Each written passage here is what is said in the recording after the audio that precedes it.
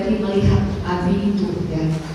Abi itu memang sewaktu beliau masih muda ya, sepertinya memang Kak Arifin itu sudah mempunyai visi misi pribadi sendiri gitu. Kan tadi kalau Pak Khotib bilang ada visi misi Haji Kro ya. Tapi kalau Kak Arifin itu memang selagi mudanya itu visi misi Kak Arifin, kepribadiannya itu sudah tertanam dalam jiwanya. Jadi dalam jiwa Kak Arifin itu sudah tertanam banget visi misi yang menurut Kak Arifin sampai saat ini melakukan keistiqomahan. Visi misi apa sih yang ada dalam diri Kak Arifin itu? Ya. Kak Arifin itu memang sosok suami yang sungguh terlihat kesolehannya, yang sungguh terlihat keimanannya, yang sungguh terlihat kedekatannya dengan Allah, ya, yang sungguh terlihat ketawaduannya. Kita juga sudah tahu semua bagaimana sosok Robi. Tapi memang Kak Arifin itu ya dari muda itu memang yang namanya prinsip. Kalau sudah prinsip agama itu sudah kekeh banget dan nggak bisa digugat-gugat, nggak bisa ada yang mencegah, nggak bisa ada yang menghalangi. Kalau sudah A, nggak bisa dari A pindah ke B, dari B pindah ke C, itu nggak bisa. Kalau sudah A, itu ya itu. Jadi kalau sudah nikah ya nikah, tidak ada yang bisa menghalangi karena semuanya hasil sekolah. Tapi bukan itu yang kita bahas sekarang.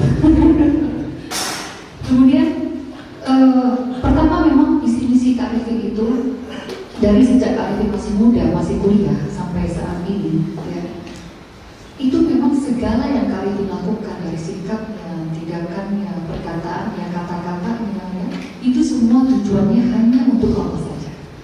Jadi tujuan hidupnya Kak Arifin itu hanya untuk Allah. Kemudian visi misi yang kedua, teladan hidup Kak Arifin itu hanya Rasulullah SAW. Semua yang diajarkan oleh Rasulullah itu semua Kak Arifin juga lakukan. Seperti yang sudah kita ketahui bersama, 7 sunnah Kak Arifin istiqomahkan dari zaman Kak Arifin masih muda sampai sekarang.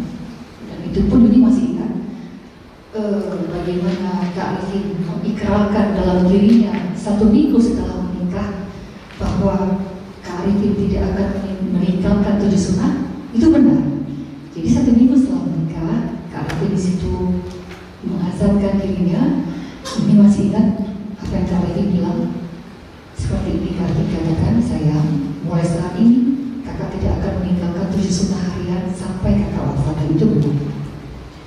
Kemudian visi misi yang ketiga Kak Arifin adalah pedoman hidupnya adalah Al-Quran.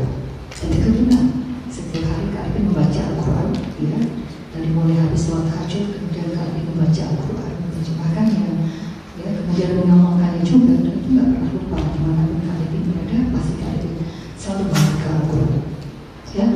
Kemudian visi misi yang keempat adalah Kak Arifin itu selama Kak Arifin hidup, peranan hidup yang ada dalam diri Kak Arifin itu sebagai, kalau kata Kak Arifin, sebagai khalifah, sebagai guru, sebagai pendidik, sebagai motivator, sebagai penasehat, sebagai yang memberikan nasihat kepada kita, sebagai yang memberikan kebaikan, mengajak untuk berbuat kebaikan kepada kita. Dan itu benar.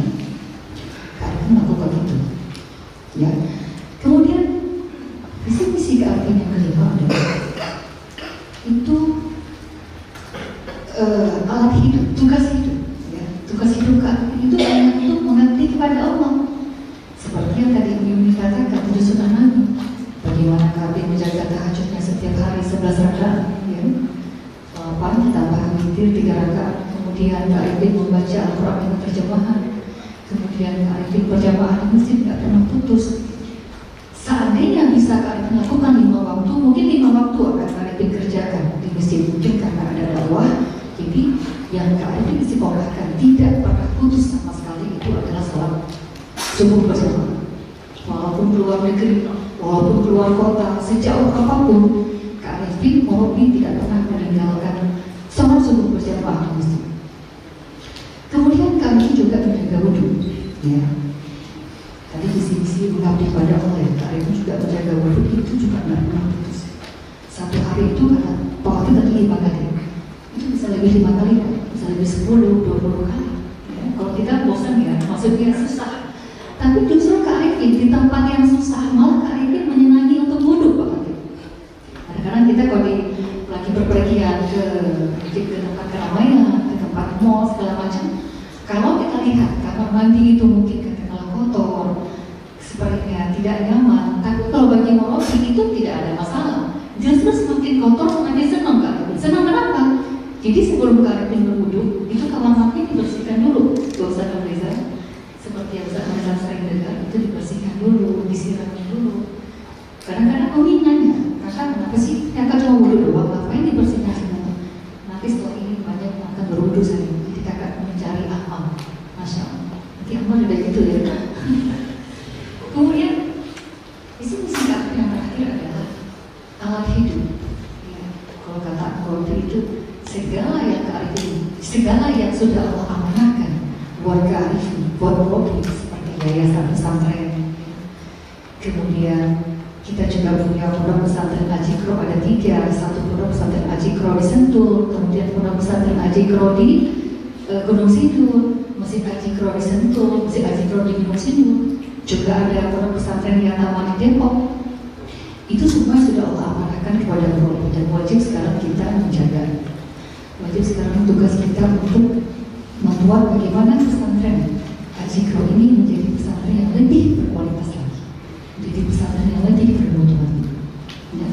Kemudian apalagi yang Allah amanahkan kepada beliau, anak-anak yang soleh seperti Ustaz Alfi, Ustaz Ahmad, Ustaz Askar, Masya Allah, istri-istri yang banyak itu juga Allah amanahkan kepada beliau, wajib kita jaga. Ya mau tidak? Masya Allah. Jadi seperti itu. Jadi Abi itu memang dari muda itu memang sudah tertanam dalam jiwanya itu visi-visi kehidupan yaitu ya pribadi berzikir tadi. Itu yang ingin Mas sampaikan. Kemudian tadi apa kan apa? Iya, Masya Allah, luar biasa ya. Kalau ngomongin Abi itu, Masya Allah luar biasa. 5 jam memang gak cukup. Kalau Mama ini Masya Allah luar biasa. Mama penasaran sama Mama. Mama kapan pertama kali ketemu Abi? Sama anak mau sama Abi. Padahal yang aku tahu tuh Mama kan sama Abi kan cuma ketemu 2 kali kan. Cuma ketemu 2 kali kan. Dan itu gak banyak basa-basi langsung kan kayak usaha seluruh luar biasa.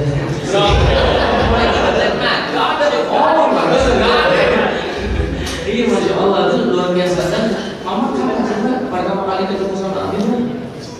Ya, jadi yang uniknya itu Umi itu bertemu dengan Robi itu hanya 2 kali. Jadi ketemu yang pertama kali itu di tempat ceramah dan itu pun nggak sengaja ketemunya, alhamdulillah semuanya. Nggak sengaja ketemunya. Jadi Mama itu diajak oleh seorang teman untuk mendengarkan ceramah Robi. Waktu itu iklannya seperti ini, Kak ini, ayo kita dengar ada dari muda, orangnya ganteng loh, tampan. Kemudian beliau kalau ceramah itu kita terhipnotis.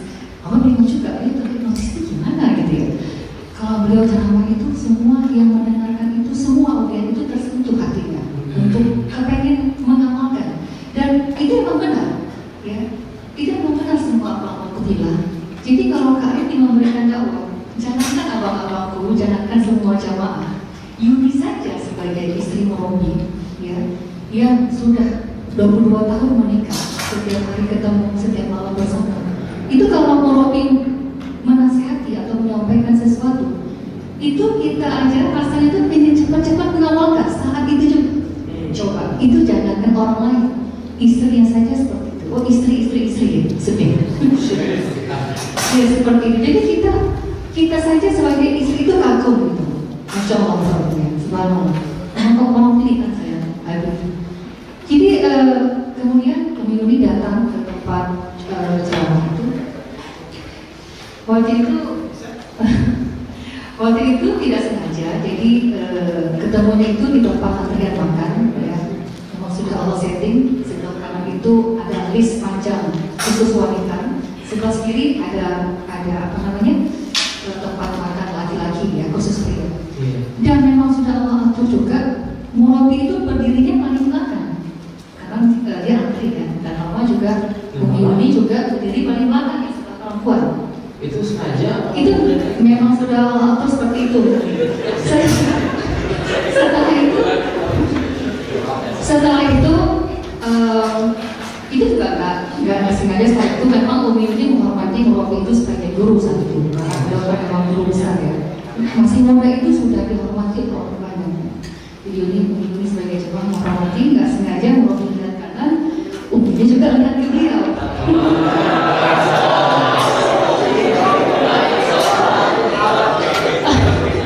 Kayak di dalam suami nangis ya. Saat itu Murabi mungkin beliau sebagai guru menjaga izahnya beliau hanya menundukkan kepala seperti ini. Umi ini juga assalamualaikum seperti itu, rasa hormat. Setelah itu nggak pernah ketemu lagi, ya. 6 bulan kemudian nggak ada telepon.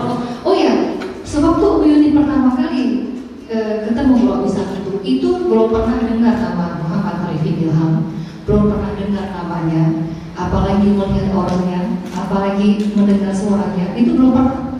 Jadi ketemu yang pertama kali itu kesemuanya, tahu orangnya, dengar suaranya, kemudian dengar ceramahnya, itu semuanya yang pertama kali itu sungguh mengesankan. Nah, setelah itu 6 bulan kemudian nggak ketemu lagi.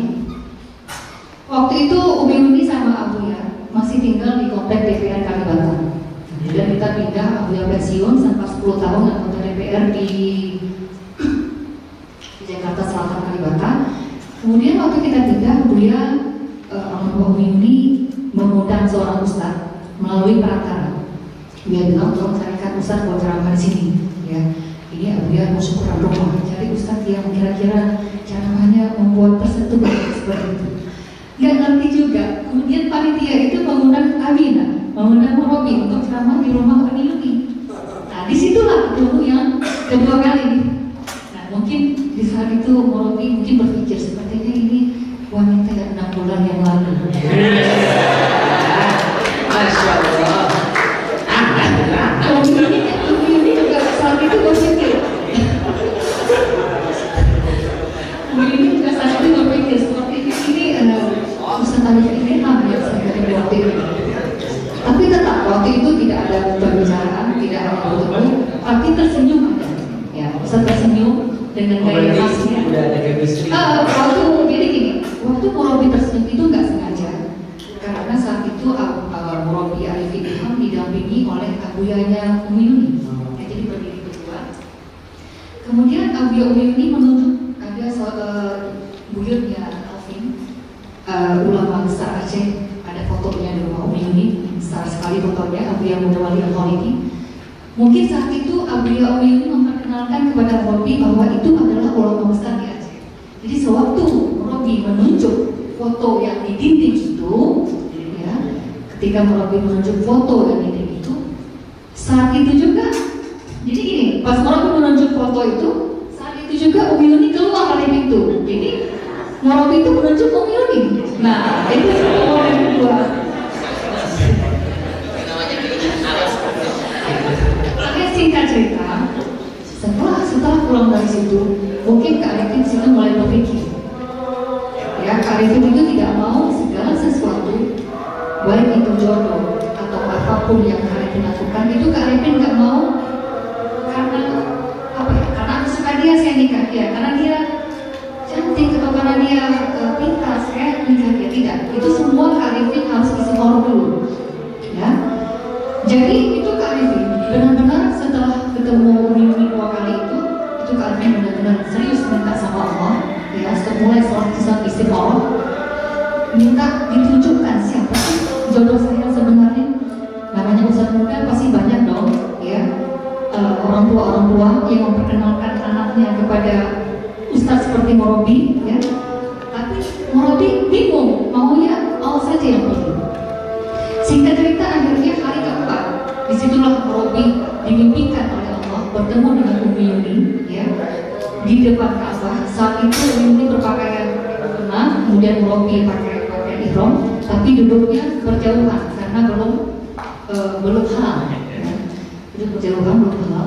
Dalam mimpi itu ada seorang kiai itu bilang, Arifin Muharram, Kemudian kami langsung terbangun, kaget, apa maksud mimpi itu? Kemudian kami panggil semua guru-guru, diskusi kepada ulama-ulama, kepada guru-guru, kepada orang tua dan semua keluarga besar. Semua mengatakan, Arifin, itulah jodoh kamu. Akhirnya Arifin menikahlah dengan Yuni tanggal 1 Muharram berdasarkan mimpi itu. Yang uniknya lagi, abang-abang semua, bagaimana cara Kak Arifin melamar Umi Yuni? Ini juga sebuah aneh, mungkin tidak ada pernah kejadian.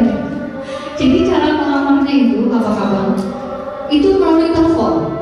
Disitulah Umi Yuni pertama sekali berbicara dengan Abi Arifin melalui telepon.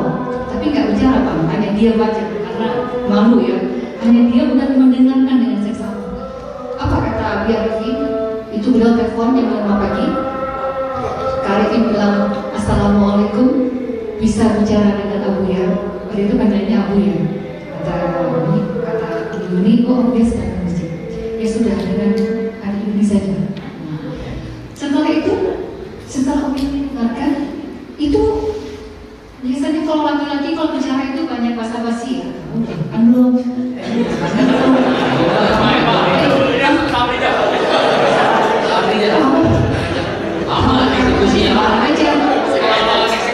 Kalau Kak Arifin tidak ada perkataan itu.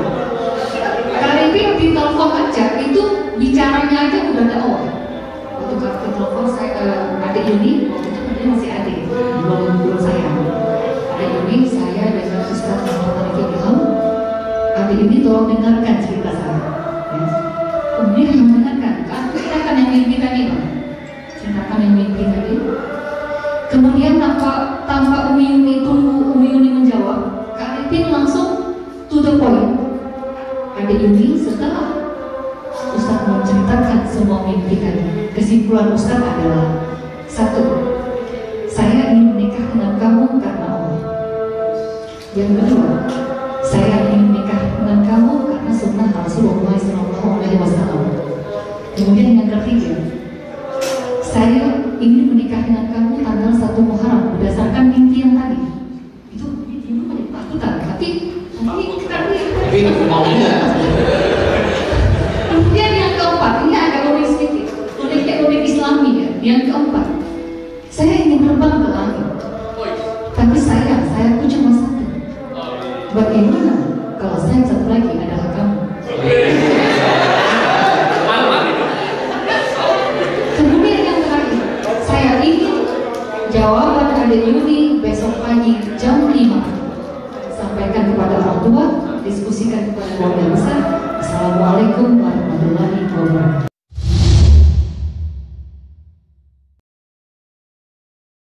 Mungkin ada satu lagi cerita yang ini Ustaz Syukur mungkin kasih ketika di Penang. Itu terakhir kali ketika Abi ke Penang itu berangkat subuh, itu masih ingat kan? Berangkat subuh, entah kenapa ketika subuh berangkat itu saya satu-satunya anak yang benar-benar perpisahan sama aku saya doang. Itu terakhir ya. Sebelum-sebelumnya mau ke Penang gagal terus sampai paspor saya malah hilang gitu. Padahal tiket udah pesan, akhirnya berangkat Aska doang. Aska berangkat, apa berangkat, saya tinggal di sini paspor hilang. Tapi sebelum Abi berangkat terakhir emang udah Allah atur, itu saya salih, itu terakhir ketemu Abi itu. Anak terakhir yang ketemu Abi. Lalu ketika Abi sampai di Penang, ya semua koreksi kalau salah, tapi ini mama cerita langsung. Itu setengah bulan sebelum wafat. Abi itu bilang gini, nanti tanggal 22 Mei insya Allah kita udah balik ke 22 Mei iya 22 Mei insya Allah nanti kita balik ke Indonesia. Tapi nanti abang udah wafat. Ngomong itu ke mama, nangis loh gitu. Udah tahu tanggal ya? Coba udah tahu tanggal ya? Ya, itu saksinya kata mama di situ ada mama, lalu mungkin ada Taufik, iya, Taufik ya. Ya, Taufik itu jadi saksinya. Dan itu menurut kita masuk akal nggak? Nggak masuk akal, gitu. Tapi untuk mencapai di titik itu butuh perjalanan panjang ya mama nih, butuh usaha, butuh istiqomah. Kita nggak bisa menerka-nerka atau mengikuti dia itu enggak. Itu pemberian atau mungkin ya untuk mencapai di situ tuh ya kita nggak bisa lah. Gitu. Tapi ambil baiknya aja lah, gitu. Ambil baiknya aja dan itu nyata gitu. Bukan cerita-cerita apa sih namanya? Iya, mitos lah, cerita apa, tahayul, bukan. Emang faktanya begitu. Gitu.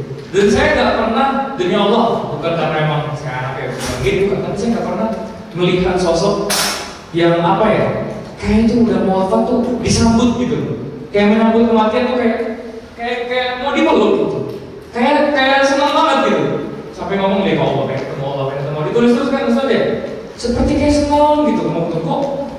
Kita mungkin kalau misalnya pribadi kita masing-masing, saya pun masih takut gitu loh, misalnya kayak pengen wafat terus takut saya, jujur demi Allah saya masih takut mati gitu. Tapi Habib itu seperti kayak menyambut gitu. Ya sampai tulisan terakhirnya ada yang saya upload di Instagram di papan tulis, apa namanya? Papan kecil itu tulis kan? Iya itu tulisan terakhir, ingin bertemu dengan Allah. Sampai seperti itu.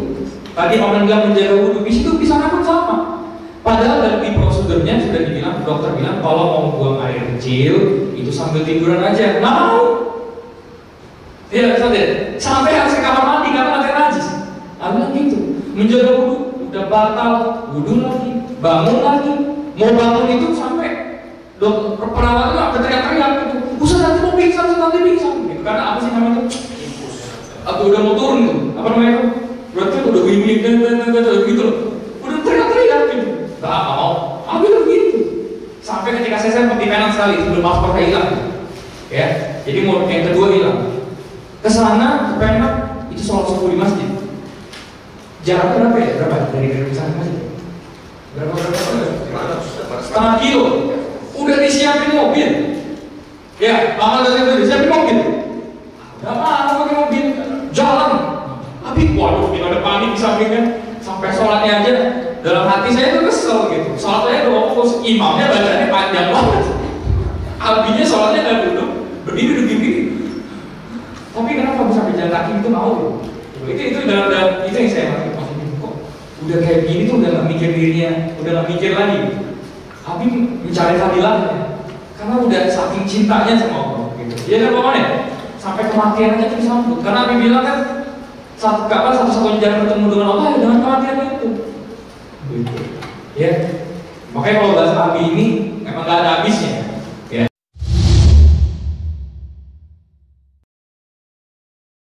Saya berbahagia siang ini diberi kesempatan untuk hadir di tengah-tengah majelis ini untuk menyampaikan sekilas sejarah tentang berdirinya majelis zikir dan apa yang dicita-citakan oleh Al-Maghfurlah Kiai Haji Muhammad Arifin Ilham melalui majelis zikirnya dan kemudian sampai berdiri pesantren Al-Fikra ini dan apa cita-cita beliau ke depan sejauh yang kami ketahui. Yang kedua, ya, kehadiran saya mudah-mudahan ini menjadi persaksian di hadapan Allah Subhanahu wa Ta'ala. Ketika menjelang wafat, beliau minta saya untuk ikut membangun pesantren ini. Bahkan pada waktu itu kami ditunjuk menjadi mudir am, lalu diberikan SK menjadi Syekhul Ma'had. Ya, supaya sekali lagi ini menjadi persaksian di hadapan Allah bahwa kami menyampaikan dan kami berbuat sesuai kemampuan kami, dan mudah-mudahan ini menjadi tanggung jawab kami di hadapan Allah Subhanahu wa Ta'ala. Karena alhamdulillah dengan ini Dinda Ustaz Muhammad Taufik Faiz berarti Allah ringankan tugas dalam pengertian tertentu. Kenapa? Berarti Allah Subhanahu wa Ta'ala yang berikan kesempatan. Maka saya tetap menjadi orang yang bersyukur di hadapan Allah, dan supaya amanah yang diberikan oleh almarhum Rabbi kepada saya khususnya telah saya tunaikan. Ya, telah saya tunaikan dan telah saya sampaikan, sehingga sekali lagi amanah ini mudah-mudahan menjadi amanah yang bisa saya bertanggung jawabkan di hadapan Allah Subhanahu wa Ta'ala. Pertama, saya ingin bercerita. Waktu itu Ustaz Alvin masih kecil. Kerjaan saya itu suka beli pampers beliau. Ya, sama Ustaz Amr. Ya, jadi saya mendampingi almarhum. Kita sering kemana jalan berdakwah sampai di mall pun kita dakwah dengan cara kita. Jadi ketika Alvin sama Amr itu main, ditemani oleh Khadimah, beliau main, sudah kita belikan apa yang menjadi kebutuhan, kita duduk sama beliau. Dan Ustaz lupa apakah masih ada komunikator beliau, handphone beliau itu dulu, itu ada sesuatu yang dahsyat, ya, yang dahsyat yang dialamatkan kepada beliau dan kami berdua. Waktu itu Ustaz Buddha tidak ikut karena sedang kerja di kantor. Padahal kami biasanya berempat rame-rame. Kami almarhum Robi, kemudian Ustaz Buddha sama almarhum Pak Fauzan. Ya, kita naik mobil Hyundai Abi itu berempat, biasanya kemana-mana berempat. Itu tahun 2002, sebelumnya bahkan sebelum 99 tahun 2000 kita pergi kemana-mana berempat. Ya, yang dua sudah mendahului. Pak Fauzan sudah almarhum, Abi juga sudah almarhum, tinggal kami berdua. Jadi tinggal Pak Pilih siapa yang duluan yang akan amin, insyaallah. Ya, tinggal menunggu giliran. Nah, jadi kalimatnya begini. Ini supaya antum paham. Antum adalah ikon iblis di Indonesia. Itu kalimat yang dialamatkan Quran. Antum adalah ikon iblis di Indonesia. Lo kasih lihat handphonenya, coba antum baca. Baca.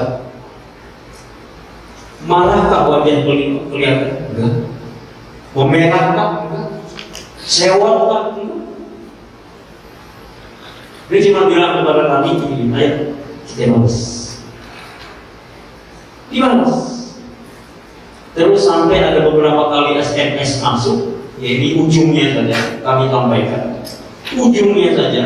Akhirnya apa yang dikatakan oleh orang yang mengirimkan? Naam, nahnu mujahid ma'akum. Baik, kalau gitu kami jihad bersama kamu. Allahu Akbar. Tapi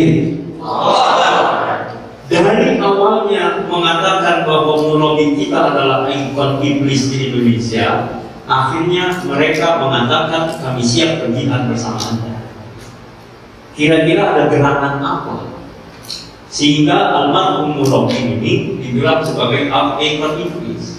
Ikhwan, ini dulu agak kurang lazim zikir berjamaah, apalagi dengan sekian banyak orang, walaupun banyak thariqah, banyak majlis-majlis, tapi kemunculan majlis ad-dzikr ini fenomenal. Dan bersamaan dengan itu muncul ISQ dengan Pak Ali Ginanjar, kemudian ada manajemen Hulu, Agim, kemudian ada kebangkitan ekonomi Islam, Pak Syafi'i Antonio. Pada saat itu hampir berbarengan, dan ikon dzikir memang tadi itu merobek kita. Dan akhirnya apa? Inilah yang membuat orang-orang kok kaget melihat dzikir ini kok sebegitu semangatnya, dan orang mau berbondong-bondong datang dzikir, padahal di majelis dzikir pada nangis. Jadi orang datang tuh mau nangis gitu. Orang datang berbondong-bondong. Depok itu tempatnya sempit. Sebelum masjidnya direnovasi seperti sekarang ini, dan anak mau tanya, antum sudah pernah datang ke Depok atau belum? Nah, ini harus dijadwalkan kalau begitu. Gimana dari tempat munculnya ad-dzikr kok belum tahu? Jangan-jangan setahu dalam hati nggak tahu. Nah, ini kita harus undang khusus ini. Ini dari tempat zikir di sana berdirinya Majlis Al-Dhikra mulai dari Depok itu tanah yang subur, tanah yang sudah diinjak oleh begitu banyak orang dari seantero negeri, bahkan dari luar negeri. Itu daerah yang sudah didoakan, itu pasti ada akal. Makanya saya betah di Depok. Ya, dan nggak tahu juga nanti mungkin ya ada beberapa guru yang mendoakan udah antum di Depok aja begitu gitu. Wallahu a'lam bishawab. Kalau suatu saat Allah mentakdirkan di mana kita berada, di mana kita bertempat, kita nggak tahu. Nah itu Pak, waktu saya cukup ya. Jadi kalau agak gimana tidak ada. Baik, ini kita senyum dulu lah ya. Jadi begitu ya, dari Depok ini sekali lagi ada apa? Ini fenomenal di kiri ini muncul dan perlu anak ceritain juga. Munculnya zikir ini oleh Murabi sebenarnya begitu. Murabi itu sempat menertawakan orang-orang yang tahlilan. Ini cerita beliau ya, supaya clear ya. Cerita beliau cerita kepada kami sama apa, kalau itu ada apa. Beliau cerita ya, abang-abang yang pernah disini ya. Itu beliau bilang, ngapain itu orang katanya bikin-bikin gitu. Sempat begitu. Tapi apa yang terjadi? Allah pilih beliau 50 bulan ini ternyata diberikan jalan oleh Allah, melalui beliau lah orang banyak berzikir. Nah, dan beliau mengalami beberapa peristiwa. Walaupun belum seluruhnya ada di film Suamiku Menangis, ya, karena itu belum komplit filmnya. Ya, ya harus diteruskan. Masya Allah. Karena beliau nggak ada kata main. Kalau dia main mungkin main juga. Ya, kalah ganteng lah. Malu anak muda masih ganteng. Tapi tinggal sih masih satu. Baik, jadi sekali lagi itu kita bangun zikir ini dari Depok dan menarik beliau mengalami proses itu. Dan yang paling dahsyat adalah ketika beliau digigit ular. Kami pernah dikasih kaset-kaset zaman dulu yang kecil-kecil atau mungkin simpan apa enggak. Itu kaset-kaset beliau, dakwah beliau, ceramahnya itu lantang kayak almarhum Kiai MC. Suaranya lantang, tegas. Nah setelah dipatok ulang tahun 97, itulah baru kemudian karena selang-selang masuk kita suara rusak, akhirnya suara beliau serak-serak parau, dan itu yang nggak bisa ditiru. Nah itu dia. Karena beliau berkata sama kami, kalau antum mau kayak abang, saya ulang. Wah, jadi lagi kalau Ustaz dikasih ulang makin hebat, kalau kita dikasih ulang. Nah, orang. Saya sempat tanya, boleh nggak pakai gelut? Gelut awal, begitu. Jadi suara beliau sebenarnya awalnya nggak begitu. Tapi dari situlah nuansa zikir beliau dapat. Dan beliau mengalami proses kejadian-kejadian di alam koma. 21 hari beliau koma, dan itu mengalami proses banyak kejadian. Mungkin Alvin lebih banyak dapat cerita tentang itu. Yang salah satunya adalah berjuang melawan iblis, perang melawan iblis. Kemudian di antara yang menjadikan cikal bakal majlis zikir adalah bahwa beliau ini ditunggu oleh sekelompok orang berpakaian putih-putih. Kemudian di satu masjid beliau ditunggu. Ketika beliau datang, mereka mengatakan ini imam kita, ini imam kita, ini imam kita. Kemudian beliau didaulat untuk memimpin zikir. Kemudian beliau ditelan oleh bumi. Kemudian keluar lagi.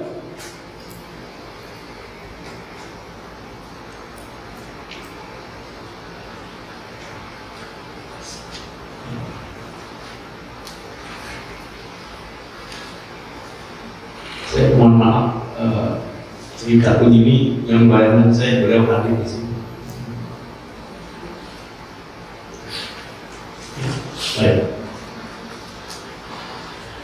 Jadi beliau ditelan oleh bumi, masuk ke dalam bumi, kemudian beliau keluar. Padahal beliau dalam doa-doanya begitu. Ya, seandainya kematian lebih baik buat beliau, beliau siap. Ya, ketika koma. Tapi andai ada manfaat dalam hidupnya, beliau minta Allah panjangkan umur. Pada Allah, alhamdulillah beliau dipanjangkan umur oleh Allah Subhanahu wa Ta'ala sehingga memberikan manfaat yang banyak. Karena kejadian tahun 97. Baik, jadi itulah cikal bakal. Nah, sejak itu mulailah beliau berpikir bagaimana berzikir. Jadi selepas dari dulu ceramah-ceramah tabligh saja, ya. Tapi kemudian setelah itu beliau sembuh, beliau sehat kembali. Kemudian apa? Mulailah bikin nanti zikir. Dimulai hari Sabtu di Masjid Al-Amru bin Taqwa di Depok. Ya, hari Sabtu, dan itu masih mulai 8 orang. 8 orang bikin Sabtu. Kemudian beliau sampaikan kepada kami, ya, saya orang yang paling bersyukur kepada Allah bertemu dengan beliau. Ya, saya merasa orang yang berada dalam kubangan lumpur, dalam kemaksiatan yang tidak perlu saya ceritakan kepada antum, tapi dengan hati, dengan tangan, dengan pikiran beliau angkat saya, kemudian diajak untuk sama-sama berzikir kepada Allah. Itu adalah sesuatu yang sangat luar biasa. Jadi kemudian beliau katakan, ayo kita mulai bikin zikir berjamaah, dan beliau langsung tentukan hari Ahad pertama. Caranya waktu itu bikin surat dulu, bikin surat kepada majelis-majelis taklim, kepada pesantren-pesantren, Pak Kiai diundang untuk mengerahkan santrinya yang beliau kenal, kawan-kawan karib-karib beliau, kemudian diajak bersama. Dan alhamdulillah, insya Allah saya tidak salah, untuk kali pertama waktu itu buka majelis, saya memang ditunjuk jadi MC. Sampai sekarang pun tetap jadi MC. Ya, jadi MC dari awal. Untuk majelis zikir terus dan seterusnya, datanglah awal kali memang banyak. Kayak absen pagi banyak. Ya, nanti pertemuan kedua bulan berikutnya sudah mulai ada mundur 1 saf, mundur 2 saf, mundur 3 saf, sampai hanya 2 saf saja. Dan dulu pakaiannya nggak putih-putih seperti ini, pakaiannya gimana? Ya warna-warni, ada yang pakai batik, ada yang pakai ini, pakai itu. Ya, pusat muda tuh kalau pakai peci hitam, kemudian beliau pakai jas, pakai batik, kalau enggak gagah sekali. Jadi kita kalau lihat beliau ini dulu, kalau nggak tentara polisi. Tapi alhamdulillah beliau sekarang sudah meninggalkan dunia kita.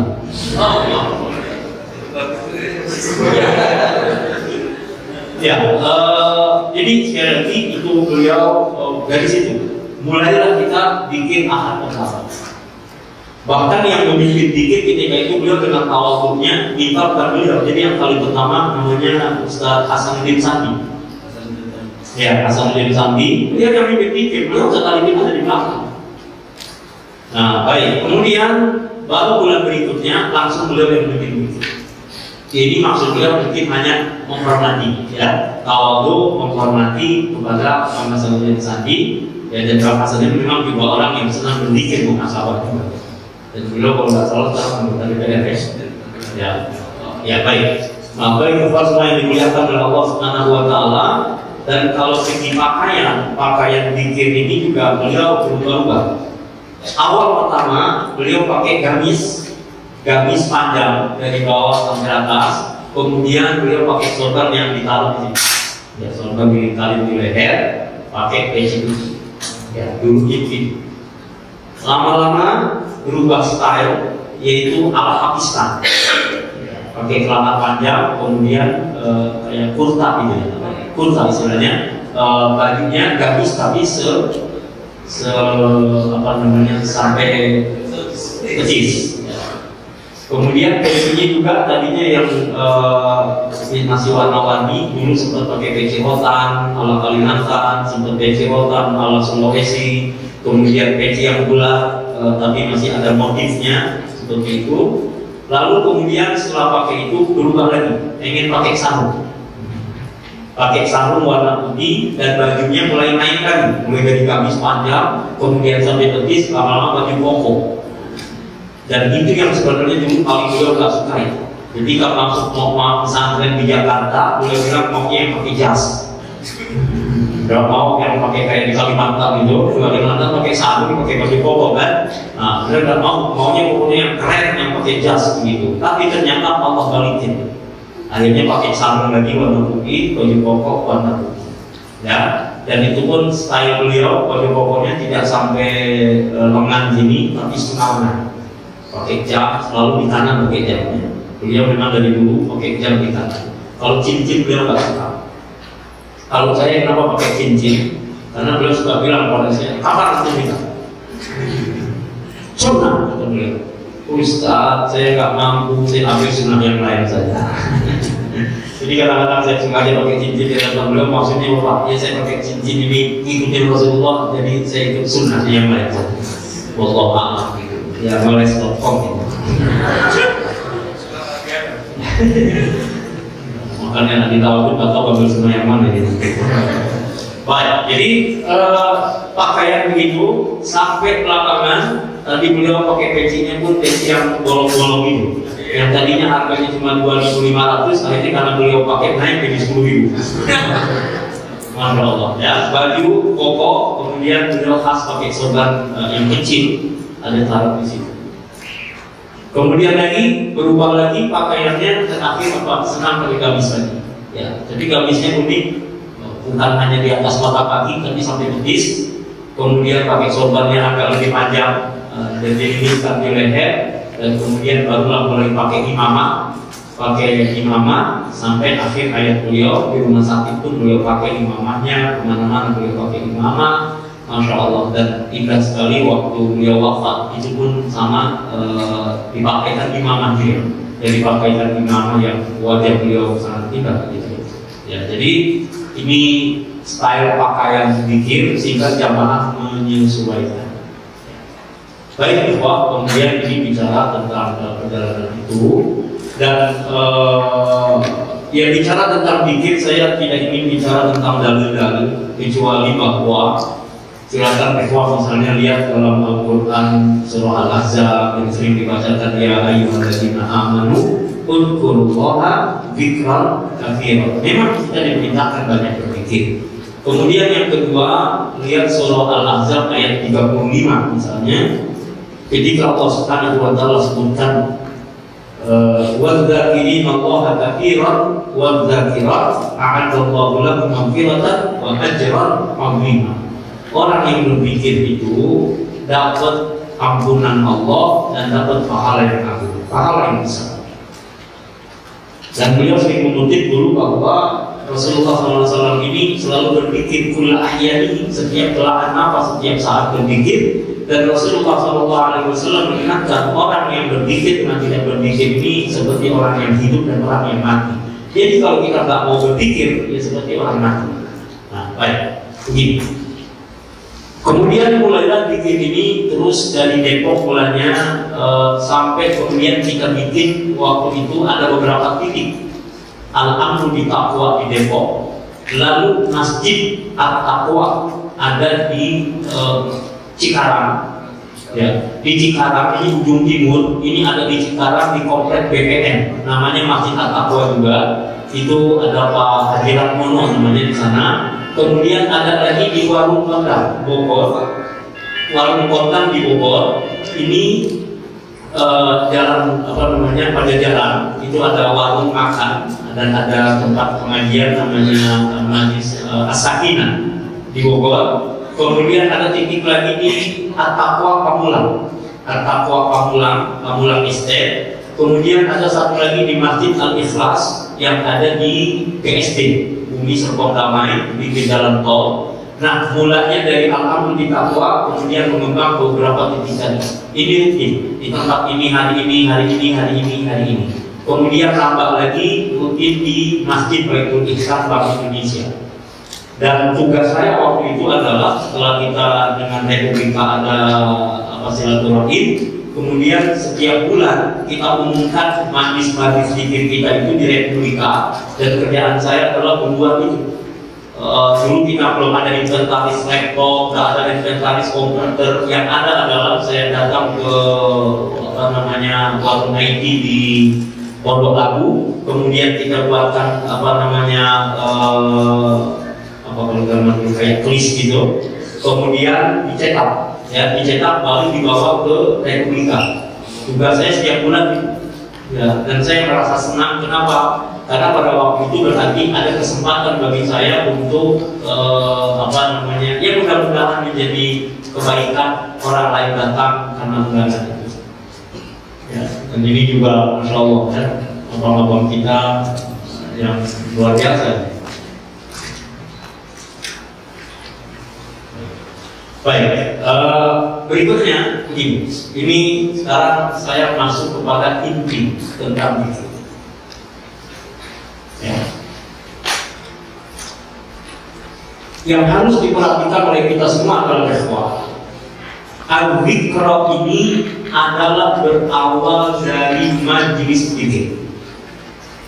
Kemudian ada usaha, kemudian ada pesantren, dan ada beberapa kegiatan-kegiatan lain dimulai dari majlis zikir.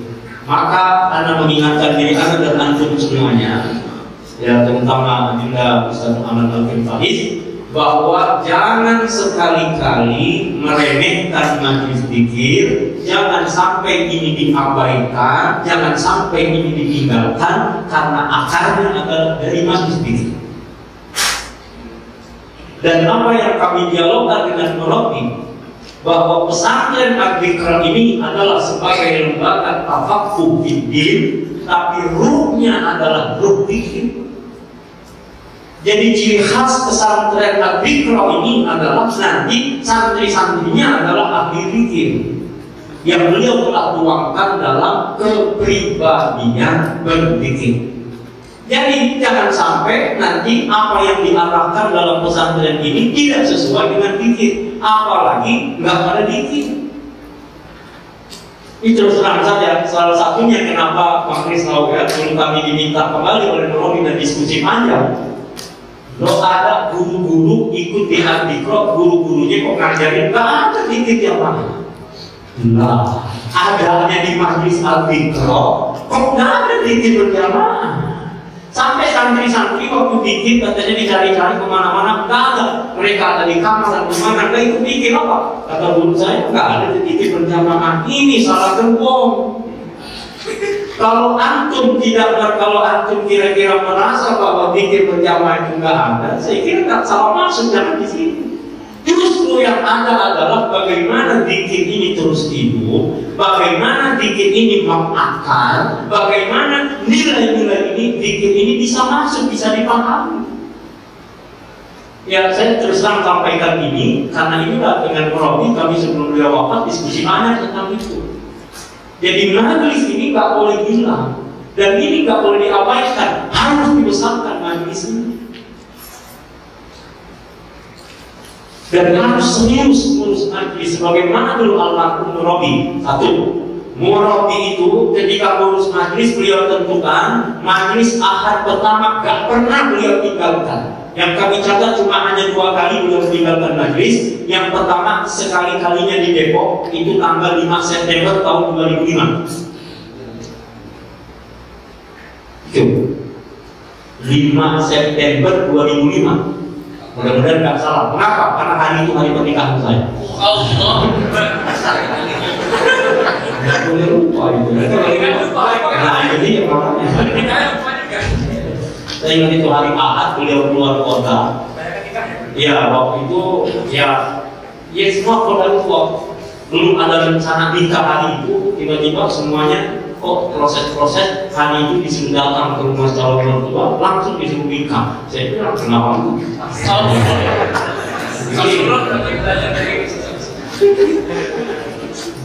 Sekali mungkin.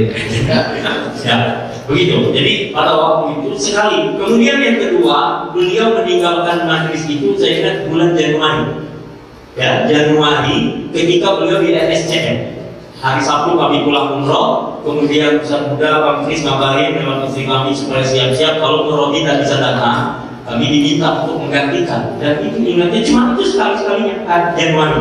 Ketika masih di SCM, awal masuk rumah sakit, berikutnya beliau hadir, walaupun kita dampingi, tapi beliau hadir sampai akhir hayat. Terakhir harusnya saya diminta untuk bimbing-bimbing di Gelora Bung Karno, salah satu kandidat presiden untuk kampanye terakhir.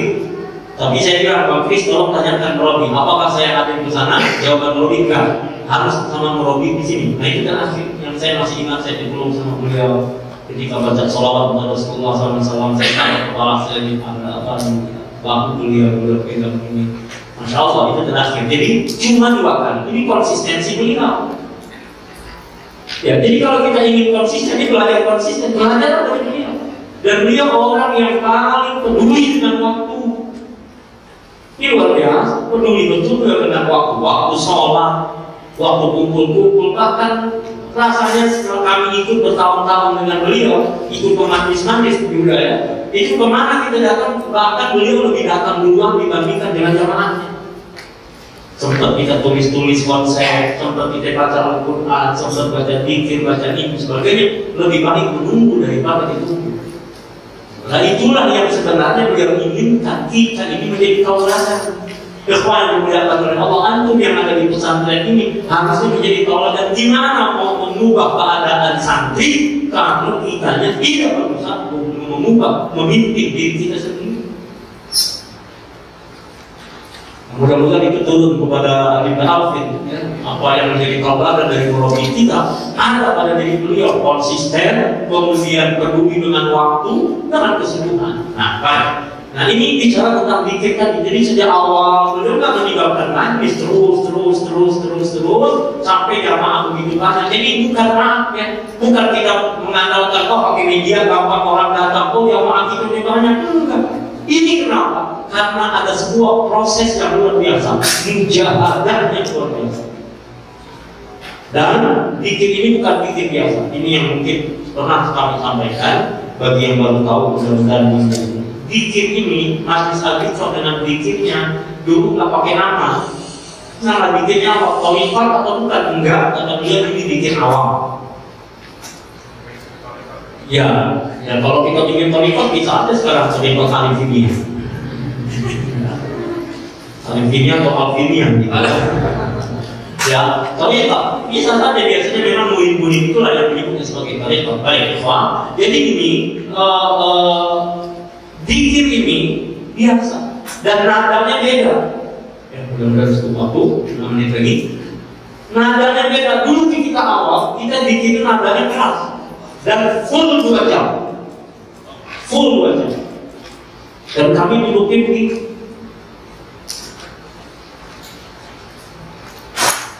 Jadi itu apa namanya?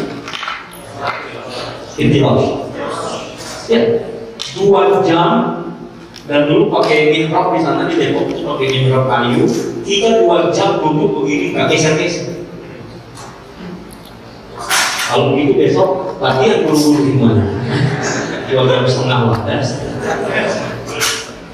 Sudah terlatih lama. 2 jam duduk seperti itu, dan apa yang kita bacanya dari yang beda, mulai dari ta'awud, basmalah, al-fatihah, ayat kursi, kemudian al-nashrah, ikhlas, al-falaq, an-nas, ayat kursi, kemudian kemudian bacanya gimana? Ketika kita bicara misalnya tasbihnya nggak kayak sekarang mendayu-dayu. Ya Allah kami banyak dosa, ya Allah kami begini, Engkau maha suci ya Allah. Kencang, subhanallah. Kenapa bahasa beliau gempur dulu kita ini keras. Jadi kayak ditonjok gitu. Subhanallah, ngakuin dosa-dosa kita, kekurangan kita. Alhamdulillah, tangan kita begini, alhamdulillah. Kenapa? Terima kasih atas nikmatmu, nikmat hidayahmu, nikmat berkeluarga, nikmat ini, nikmat itu. Banyak nikmat dari Allah, jangan sombong. Kita bilang alhamdulillah. Lalu takbir Allahu Akbar, bayangkan kita beliau, kita ada di medan perang, musuh ada di depan, mereka yang menyakiti umat Islam, mereka yang menghina Rasulullah, mereka yang ini, mereka yang itu. Tapi Allahu Akbar, terus panjang dan lama. La ilaha illallahnya juga nggak kayak sekarang. Lu ketujuh, la illallah, sampai kita saking asyiknya, itu sempat Ustaz itu ke belakang dulu. Jadi main medical kita ya, Ustaz itu belakang kemana? Kamar mandi. Yang mana asyik? Kenapa? Karena udah nggak sadar ya, artinya mustaqbilan fiha, menggenang dalam nafsu itu. Jadi asyik berpikir, la illallah. Nah, lama-lama baru beliau menemukan nada-nada itu berubah, ya. Ada dengan ada lagunya, ada apa, itu begitu perkembangannya. Ya mungkin suatu saat kali juga kita gimana ngerasain bikin kayak awal gitu kan. Bikin tentara itu lah. Jadi kalau yang males-males nih, males tahajud, males jamaah, males baca Quran, rasanya berat, gempur dulu. Ya kalau melewati tarbiyahnya al-Iqra ya begitu, gempur dulu. Baik, ini dari proses itu. Ya, maka zikir ini, ya zikir. Kenapa zikir? Dari zikir, idealnya orang yang berzikir dia menghidupkan hal-hal yang mampu.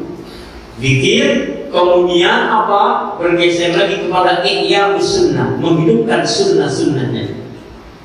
Jadi sejatinya siapa jamaah majlis al-Iqra? Orang-orang yang menghidupkan sunnah. Minimal apa? 7 sunnahnya itu. Kita dikontrol dulu, maaf ya. Jangan kita menyebut diri kita murabi kalau belum pernah menjadi mutarabi. Ya, jangan menyebut diri kita murabi kalau belum pernah menjadi mutarabi. Antum ngajar, pasti antum pernah belajar. Antum jadi guru karena antum pernah belajar. Jadi murid. Nah ini proses juga sama, dalam zikir juga begitu. Ini gak instan, kita itu sama dites dulu sama beliau. Tes ini, tes itu ditanya gimana, tahajudnya gimana, dikontrol. Kalau nggak langsung apa, lewat mimpi. Beliau ingatnya lewat mimpi, itu namanya mimpi. Baik, jadi zikir, ihya sunnah, kemudian al-akhlaqul karimah. Jadi zikir ini bukan sekedar yang penting zikir Allah selesai, enggak. Zikir ini supaya menjiwa, kemudian dia menghidupkan sunnah. Jadi kalau orang sudah menghidupkan sunnah, akhlaknya bagus. Jadi perlu kita ketahui, kalau dari ini mana orang akhlaknya nggak bagus, lihat dia ngikutin sunnah Nabi atau enggak. Dia nggak suka dengan sunnah Nabi, dia ditiru. 3, yang keempat, dari ihya sunnah akhlakul karimah, kemudian dia berdakwah. Gimana kita mau dakwah kalau tidak terlandasi dengan al-akhlakul karimah? Gimana kita mau dakwah kalau kita tidak menghidupkan sunnah? Bagaimana kita mau dakwah kalau kita tidak berzikir, tidak menghubungkan diri kita dengan Allah Subhanahu wa Ta'ala? Apa yang mau disampaikan? Baik, dari dakwah jihad. Gak mungkin seorang dai ini gak punya semangat juang. Makanya dia Robi dengan ketegasannya. Dan yang paling ditakutin sesungguhnya adalah jamaah zikir. Dan ini yang harus dibangun lagi.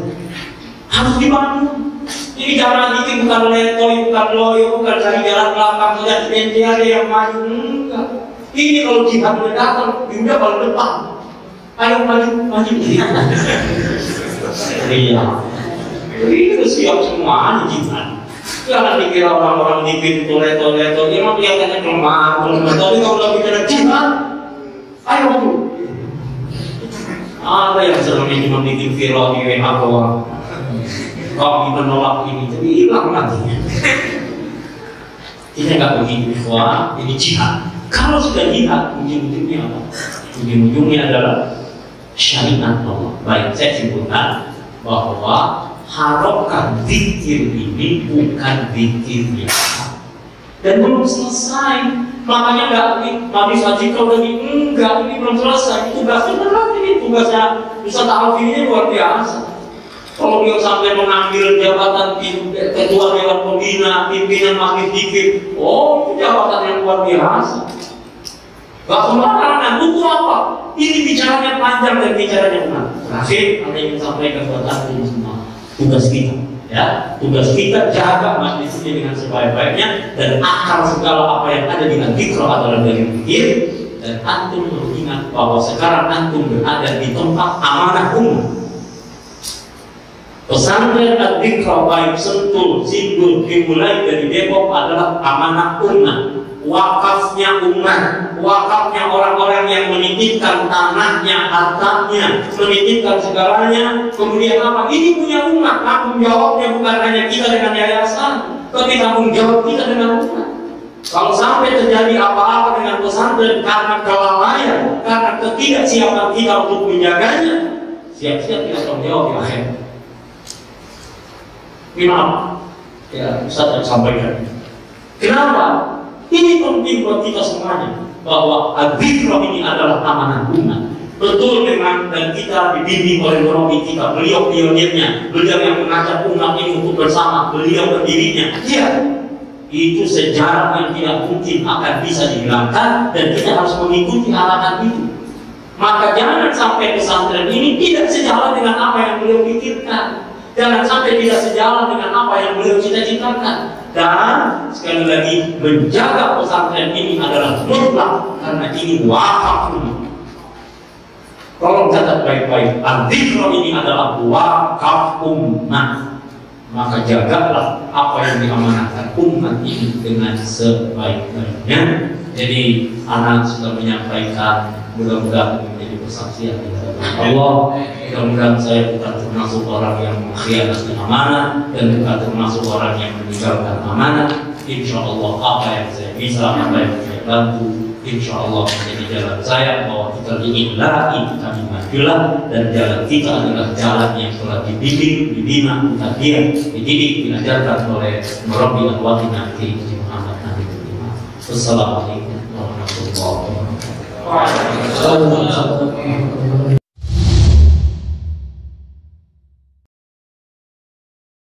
Untuk Ustaz Chris, ya. Bismillahirrahmanirrahim. Assalamualaikum warahmatullahi wabarakatuh.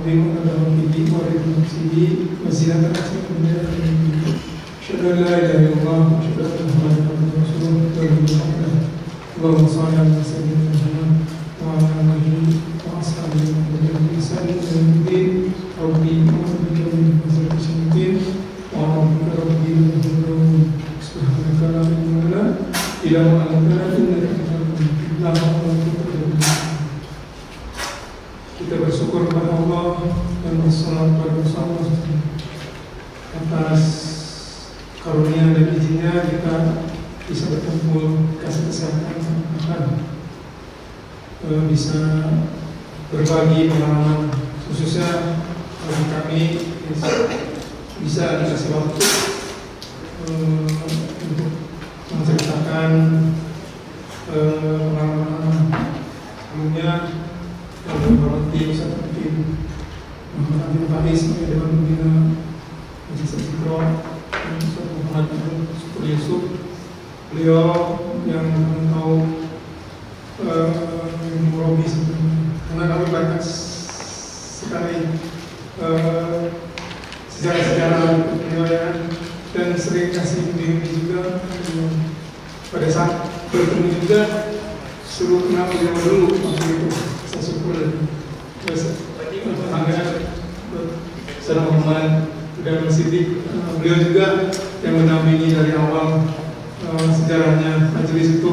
Saudara Muhammad syukur, paman ini dari Bujanan yang dimana sampai paman ini yang mungkin Ustaz yang sakit terus dari paman mungkin kalau Chris kesininya aja. Ya alhamdulillah bisa bertobat, ya kan. Allah kasih hidayah, kesempatan yang paling terindah dalam hidup ini adalah kesempatan bertobat. Bahasa beliau yang saya nggak bisa lupa itu, cintailah Allah, cintailah mereka yang mencintai Allah. Itu yang benar-benar ditanamkan. Kan orang bertobat itu bisa tobat sambar. Karena bertobat bisa tinggal satu. Gimana caranya kalau mau bertobat sungguh-sungguh? Dia bilang kita harus yakin, harus benar-benar seperti tanaman. Tanaman itu kalau dikasih kotoran masih subur kan. Nah, kita bertobat nggak begitu aja, dapat hidayah juga begitu. Sehingga ceritanya begitulah, supaya kita bisa subur, ya pasti ada pupuknya. Ya pupuknya itu tamaran lah.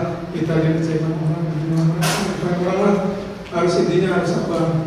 Makanya saya pribadi sangat semakin kenal, semakin semakin sayang, maka semakin cinta. Kalau udah semakin cinta, dia tidak mau menjauh dari yang kita cintai. Bahasa beliau begitu. Makanya singkat aja sebenarnya, kalau diceritakan nggak ada habis-habisnya. Karena saya masih dalam beliau itu bisa, hati saya bisa berubah, kan? Bisa jadi kasih sayang, lembut, terus rendah hati, lemah lembut, kan? Karena bertemu beliau, kalau enggak brutal, kelihatannya wajahnya baik, kan? Perlu sekilas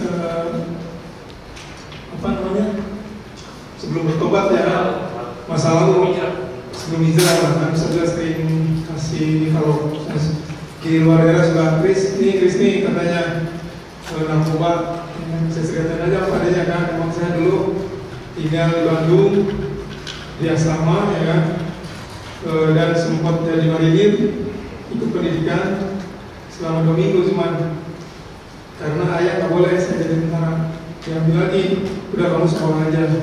Akhirnya sekolah, kuliah, terus ngambil satunya di Jakarta kerja. Nah, ketemu saat itu di bulu tangkis, kemudian saya bermimpi, dikasih mimpi sama Allah Tuhan, mimpi bertemu Ustaz di tengah-tengah hutan, beliau pakaian yang putih, dijabat tangan gini. Padahal saya nih belum pernah ketemu Ustaz, malah saya tuh kalau bulu tangkis kan jikir di mamam tuh penuh. Saya maki-maki, ini siapa sih ngadain beginian? Soalnya bener ya kan, kita mau bulu tangkis jadi susah jalanan. Rese banget nih sebenarnya. Awalnya gitu. Ternyata pas mimpi, tapi di mimpi ini nama Ustaz, nggak tahu aja mau dicikir terus gitu kan. Karena lihat di waktu itu di TV di Hakim, acara Hakim sama di Istiqlal nih ada Ustaz muda kok doanya gitu kan. Saya sampai ingat tuh doa beliau, kan. Karena itu mungkin ya, akhirnya pas di bulu tangkis ketemu beliau, ini kayak ini saya gitu kan. Saat Muhammad Ali Ilham, beliau senyum aja. Saya pengen bertobat, dia senyum aja, kayak abang polisi ya katanya. Bukan saat kan main hutang sama polisi Muhammad kan sahabat kita yang bertobat juga tuh. Yang itu udah ketemu sekali. 2 hari 3 harinya dikasih mimpi lagi, mimpi ketemu beliau lagi, mimpinya di kaki, beliau jalan, saya ngikut dari belakang, kata beliau, awas nih katanya, bunga makhluk jangan diganggu, tapi beliau jalan tuh di atas air, jalan, saya ikutin tuh, saya di galengan. Terus yang ketiga, mimpinya saya dikasih buku sama Ustaz, saya ceritain pas mulai bulu tangkis. Udah abang ini aja katanya 7 sunnah itu lakukan 7 sunnah. Saya waktu masih ngerokok ya kan, masih suka minum masih juga sih. Dulunya saya mabok, pokoknya ya setelah maksiat di kamar marah ya, saya sering berantem juga. Apalagi di asrama saya sering berantem marah, karena juga bapak saya punya dua asrama jadi belagu lah. Bukan Islam itu orang kan tua cuma orang kelihatannya saya kayak biasa aja, tapi ya itu yang bahaya begitu katanya kan, mendingan orang yang sangat sekalian yang gini diam-diam tapi nyaman gitu kan, kemana-mana dulu apa aja sih kok semaya pokoknya belagu lah sombong. Bismillah kita ketemu Ustaz tuh nggak tahu tuh dipegang nggak ada Ustaz. Misalnya saya pengen bertobat, saya udah begini ceritain semua. Ya udah, abang nanti berzikir ya, berzikir ya, pernah Ustaz, sholat aja jarang-jarang gitu kan. Saya senyum aja beliau, saya masih ngerokok ke depan Ustaz. Bisa diem aja, nggak tahu kan Ustaz nggak ngerokok ya. Nah, sekarang ini banget kita kalau ada ngomong maaf banget kan kalau depan Ustaz lagi. Nggak tahu Ustaz nggak pernah mana. Ustaz cuman, abang nanti ini aja. Mau mandi dulu yang laksanakan 7 sunnah itu, mau tahajud, mau sholat duha, mau jaga wudhu, mau ke masjid, berjamaah di masjid, mau sedekah, mau istighfar, silakan yang mana yang dipilih yang gampang. Kata beliau, saya kayaknya dari tahajud, dia gitu, bener nih, kayak gitu. Biasa, karena saya udah banyak dosa kan, akhirnya ya udah pegang dengan itu Ustaz itu nelfon gitu kan, nelfon kok bisa Ustaz nelfon, saya langsung ternyata itu kan Ustaz sampai handphonenya tuh kayak loncat gitu kan, Ustaz kan nelfon malam-malam bis lanjut gitu ya, ini lanjut ya Allah, saya udah bangun, saya kan berniat saya tinggal di tahajud dah, benar saya jaga tuh, alhamdulillah sampai sekarang lah, biarpun ada mas-mas juga tetap saya tahajud. Udah itu udah singkat cerita, bergabunglah sama Ustaz, diajak ke rumah, ada Bang Uki, waktu itu Bang Uki pengaji awal, dan Ustaz pengaji. Nah, saya kan ikut kajian tarbiyah malam Rabu tuh. Udah saya syukur sama Nasiban, beliau orang Seragen, Ustaz itu kan, beliau orang Seragen di situ. Ya Ustaz, saya itu masih kerja di Telkom swasta waktu itu. Tapi ikut subuhnya sudah ke rumah Ustaz. Kayak ini bilang, Kak siapa? Mualaf ya, kayak gitu kan. Kalau disuruh diajak makan, Ustaz tradisi beliau begitu, subuh tuh sahabat-sahabat diajak makan.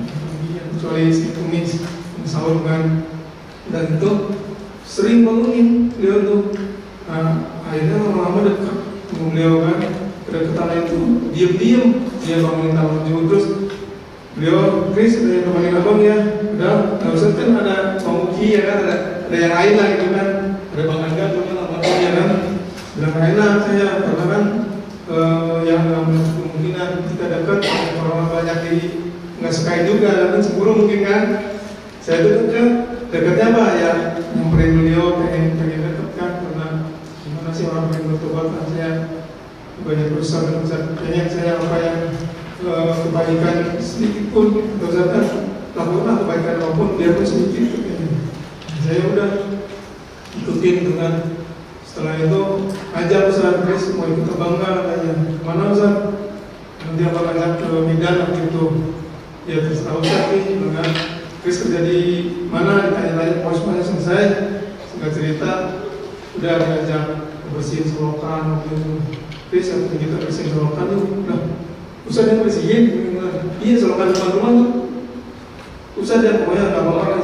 rumah yang Depok yang paman lebat tempati. Oh iya.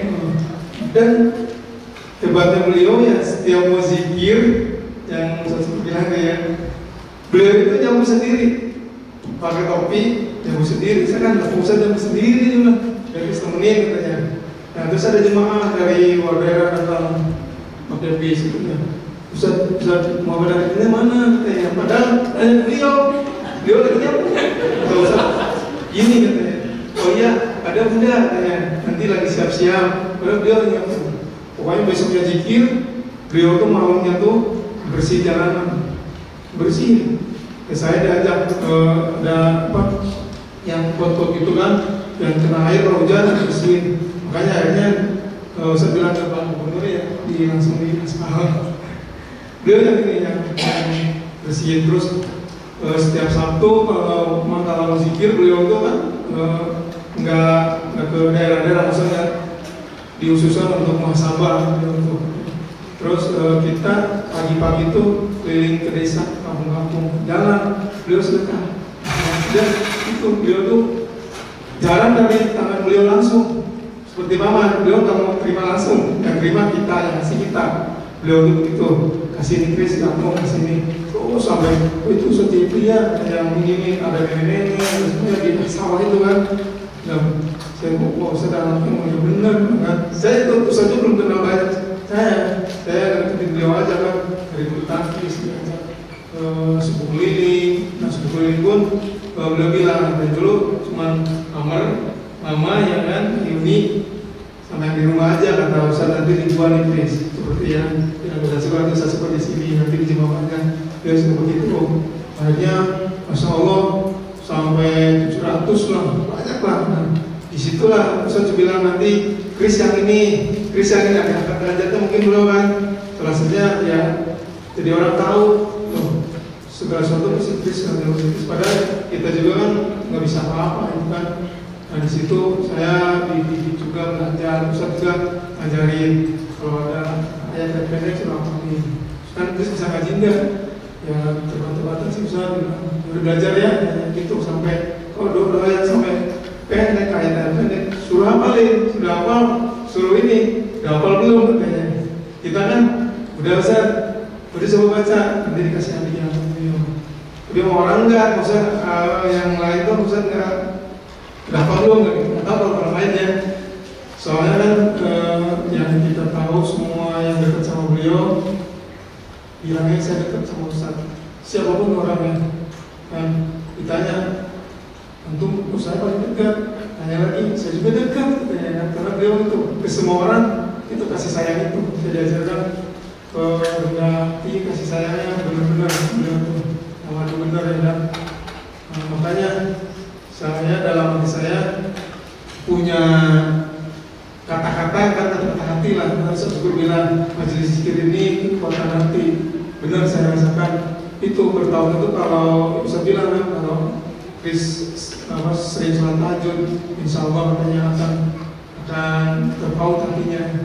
Benar itu sering dimimpiin, sering dengan guru-guru, kalau syukur aja dengan guru yang ngajar sholat rabu, atau zikir itu sering kebayang, sering ada gitu kan.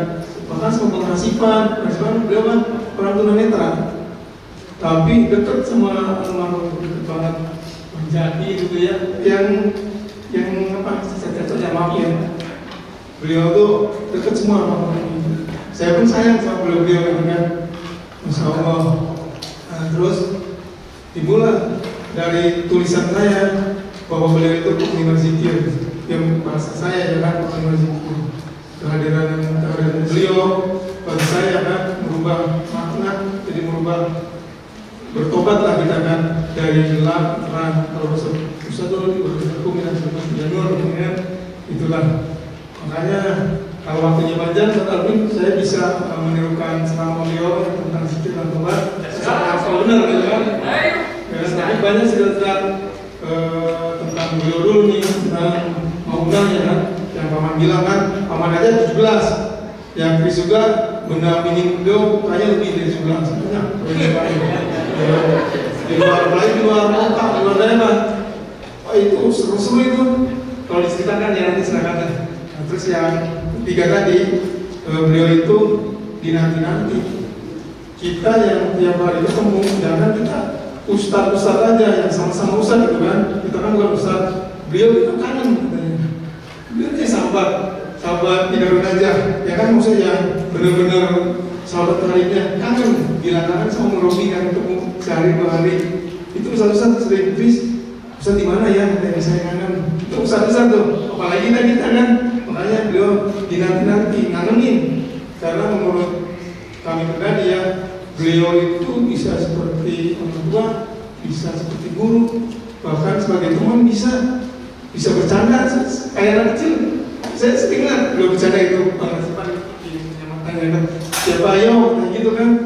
Makanya benar sering bilang Robi itu masuk ke dalam hati, ada di relung-relung hati jemaah zikir yang apalagi yang mencintainya. Benar itu saya rasakan itu kan. Terus yang keempat, kebaikan yang belum menjadi suri teladan bagi kita. Kenapa? Karena beliau pernah bilang, beliau itu kan selalu menghidupkan sunnah-sunnah Rasulullah kan, sampai terakhir berimamah siwak, dia bersiwak terus. Beliau itu apa yang diucapkan dia makan dulu. Kalau beliau udah makan lalu terus ya. Yang kami ini yang kami ikut bersama beliau. Terus bilang beliau tuh, Chris katanya abang tuh ke siapapun, hatta maaf ya orang yang rendah, yang katakanlah perlu bantuan kita sampai ke orang yang paling tinggi, abang gak ada niat apa-apa, niat abang ingin selamat dunia akhirat. Hanya itu, saya ingin sama beliau. Tidak ada kata lain, semuanya abang cinta karena Allah agar selamat dunia akhirat. Baik, bahkan presiden pun kita nyaksiin ke pejabat tinggi kalau dari luar daerah ya kan, jenderal-jenderal bisa apa pasti kematian. Bang hidup kita tidak apa. Terus beliau tuh menegur ke siapapun nggak ada takutnya. Ya karena nggak ada apa-apanya. Itulah karena kita katanya di mata Allah kita sama semua punya bertakwa paling nggak usah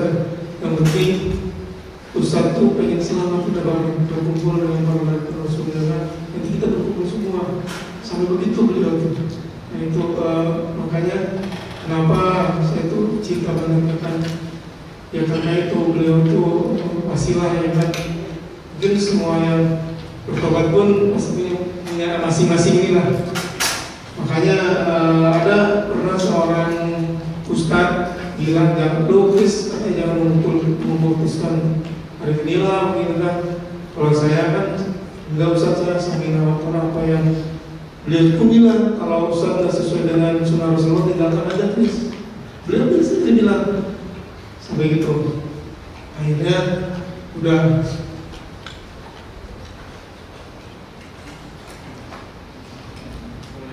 udah karena waktu ya mungkin banyak cerita-cerita yang sempat sampaikan kita tentang mauna beliau yang kan di luar daerah. Beliau itu pernah kami ke Sulawesi dakwah diikuti sama ikan lumba sampai selesai. Sampai ini apa? Sampai panitia juga bingung. Itu satu, kedua kita pernah tabrakan nabrak ya kan. Waktu itu jadwal tuh subuh, di sana kan beda 2 jam di Jayapura atau di mana tuh. Terus si supir ya kata Ustaz, Chris pakai single tuh supirnya kayaknya ngerokok tuh gitu kan. Mobilnya juga nggak nyaman nih, cuma tanya mobilnya mobil siapa nih? Saya tanya mobilnya nyewa, katanya kan. Kata Ustaz, hati-hati Chris pakai singlenya. Itu nggak lama beliau bilang itu nabrak di jalanan sampai mobilnya mau ke juga sampingnya jurang, sampingnya laut. Nah terus kemarinnya kayak tabrakan meninggal semua di situ. Tetap orang yang situ ya. Kita celakaan nabrak juga, wah sampai peci terus hilang. Bang Emil kecil sama Bang Emil pun hilang pecinya. Ustaz terpas juga peci, tapi ada. Saat punya saya, punya Bang Emil hilang. Saya di depan. Terus itu sorenya sampai ke depan kan. Tapi alhamdulillah cuma sedikit sih. Gak usah kenapa-apa, terus nggak untung katanya. Ya usah kasih tahu polisi biar kalau enggak loncat tuh. Supirnya udah ini langsung ini di setir kan. Mobilnya kumpul, kita keluar semua tuh. Alhamdulillah semua tinggal supir yang selamatin, akhirnya ganti mobil. Itu mungkin hikmah yang mau kan diselamatkan. Ya, terus yang masjid kita kan di Gua Sulawesi tuh. Jadi kita kepada manusia tak pernah tinggal subuh. Pokoknya apapun yang terjadi, subuh harus selesai. Cerita sedikit ya yang diceritakan di Gua.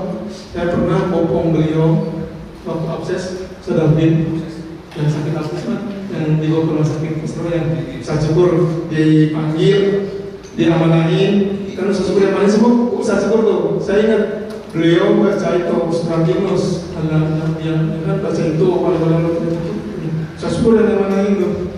Terus kita suruh baca Al-Rahman, yang semua di pasar foto. Nah sebelum beliau sampai itu, saya berdoa sama beliau. Biasa nyampurkan subuh, saya subuhnya di musola aja. Udah, abang kayaknya sakit gitu kan, mulai bengkak.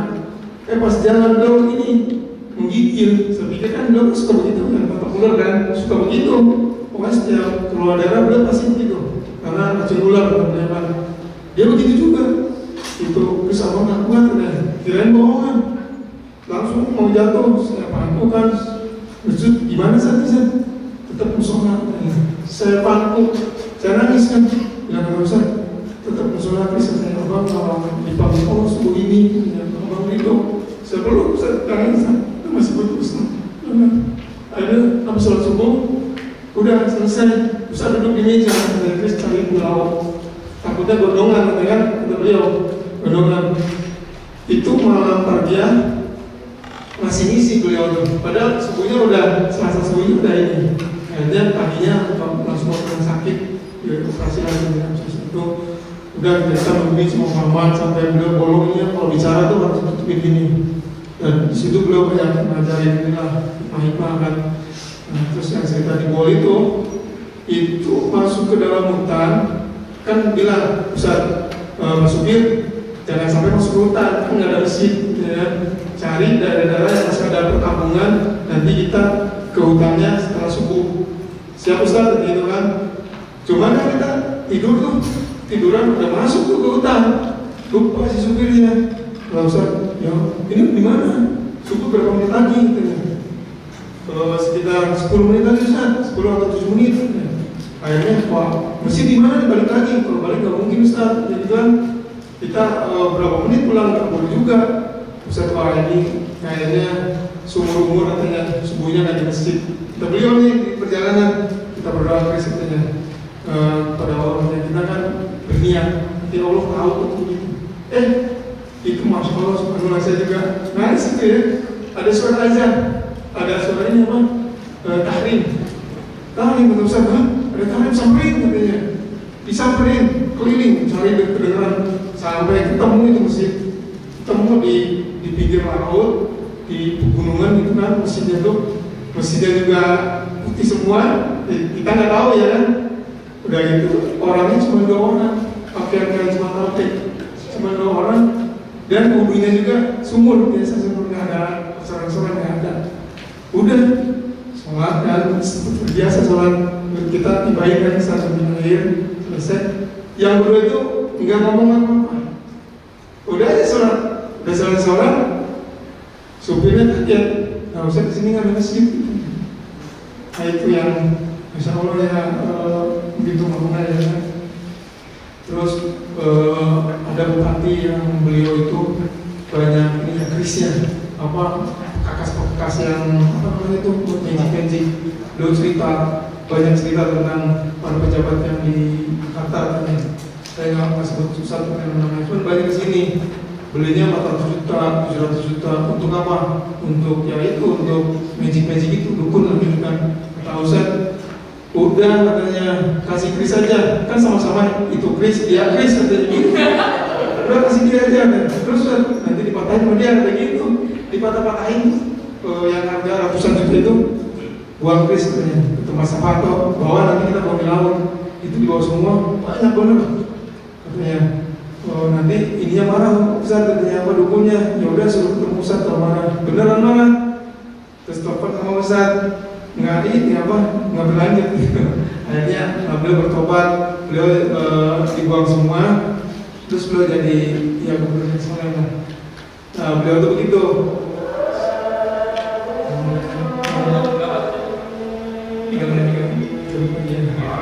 Ya akhirnya banyak lah. Terus Pak Kapolres juga begitu.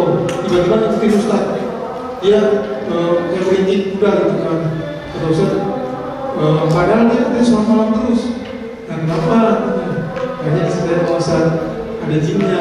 Ustaz bilang lebih banyak sukanya Kris yang masuk Islam lebih banyak jin apa manusia katanya. Lebih banyak jin, memang saya banyak nyaksiin Ustaz sering sama jin. Saya saksinya lah ya kan, banyak banget kebaikan dari beliau ya kan. Terus beliau pun tentang pesantren ini sampai beliau itu uang beliau sendiri apa buat pesantren dan cerita sendiri sebenarnya uang beliau sendiri katanya, bukan uang siapa-siapa. Nanti di uang abang buat pesantren juga. Dan hebatnya beliau, orang lain nggak boleh tahu kalau masalah-masalah itu ya. Bahkan uang pribadi itu dia nabung nanti untuk pesantren. Dia Ustaz beli tanah di mana nanti ujung-ujungnya buat pesantren semua. Saya yakin karena beliau tuh bilang juga guys, pengen membuat universitas. Terus ini kalau tanah nggak dibeli mahal, nggak bisa katanya, harus Ustaz beli, bisa lakuin semua. Itu bahasanya beliau kan. Sampai guru-guru nanti akan kasih mobil, kasih iPad, kasih jam, bahkan kasih rumah. Semuanya akan senang semua guru-guru. Apa katanya sampai gitu bisa tuh punya cita-cita begitu mulia bener. Kita dapat di Penang juga sampai ya Ustaz tidur sini, Kris tidur di kakinya kan. Kata Ustaz, Kak ke kayu ini udah, kakak jangan jalan-jalan lagi. Kris aja udah tahu kok katanya kebiasaan abang. Sampai Kris pulang kan Ustaz, Kris mau beresin gaji masukan. Sampai zaman itu kan tadinya mah enggak. Awalnya mah cuma disuruh stok barang. Akhirnya lama-lama dia manain untuk keluaran semua sampai pertama ketiga sampai juga.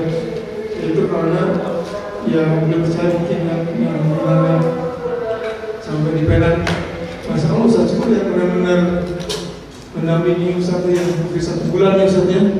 Kita Masya Allah sampai nggak adanya yang saya benar-benar ini Ustaz, beliau minta yang umum, waktu itu Ustaz lagi keluar, ada kehajar aja, kata Ustaz udah ini tuh padahal udah ruang ini kan, ruang ini saja kalau waktu kan pegang ini, pegang jempol ini siapa?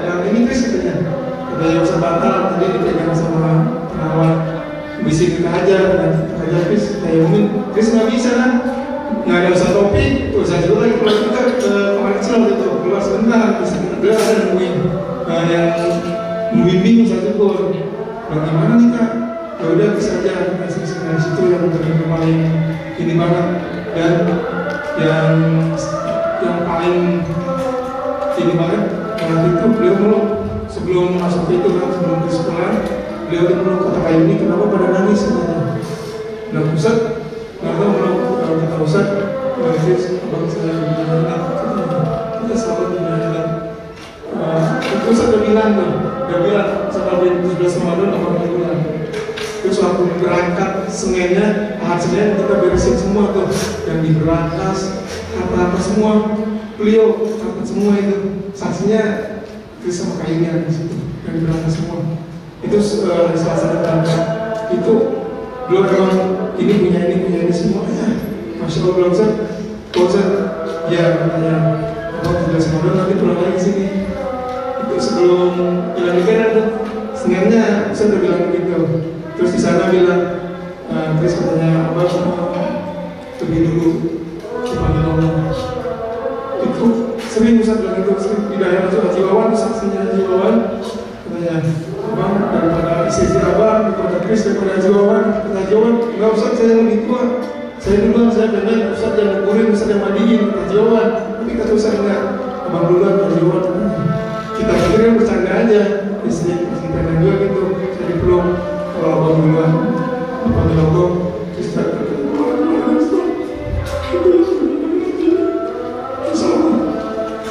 dan saya sama Ustaz sampai mimpi, saya dicium sama Ustaz itu kemarin Ramadan, kan Ustaz saya mimpi 3 kali sama Ustaz kok hidup lagi, kan?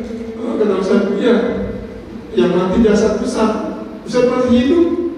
Saya kaget, masa Ustaz sampai gini, sini Chris, abang cium ya, kok dicium ini, Ustaz nih, di depan kan, berasa nggak cium abang katanya, ya berasa banget, iya Ustaz masih hidup ternyata, jasadnya aja meninggal, karena beliau kalau kita malas aja, dibangunin benar-benar, terus dengan Ustaz Syukur juga, beliau ada telaga sama Ustaz Syukur, sama kawan-kawan pemain itu ada juga. Ustaz panggil Ustaz Syukur, kita nggak tahu apa yang bicara apa. Ustaz sini katanya, dipanggil dari keluarga, kita mandi aja di sampingnya. Terus kemarin ada Haji Wawan juga datang ke rumah, cuma pengen ngasih tahu katanya, saya kan nggak enak kasih tahu ke keluarganya. Saya datang Ustaz, mimpi suruh kasih tahu kayak ini, dan kayak ini Ustaz Syukur, Ustaz Syukur ini terus Zikro.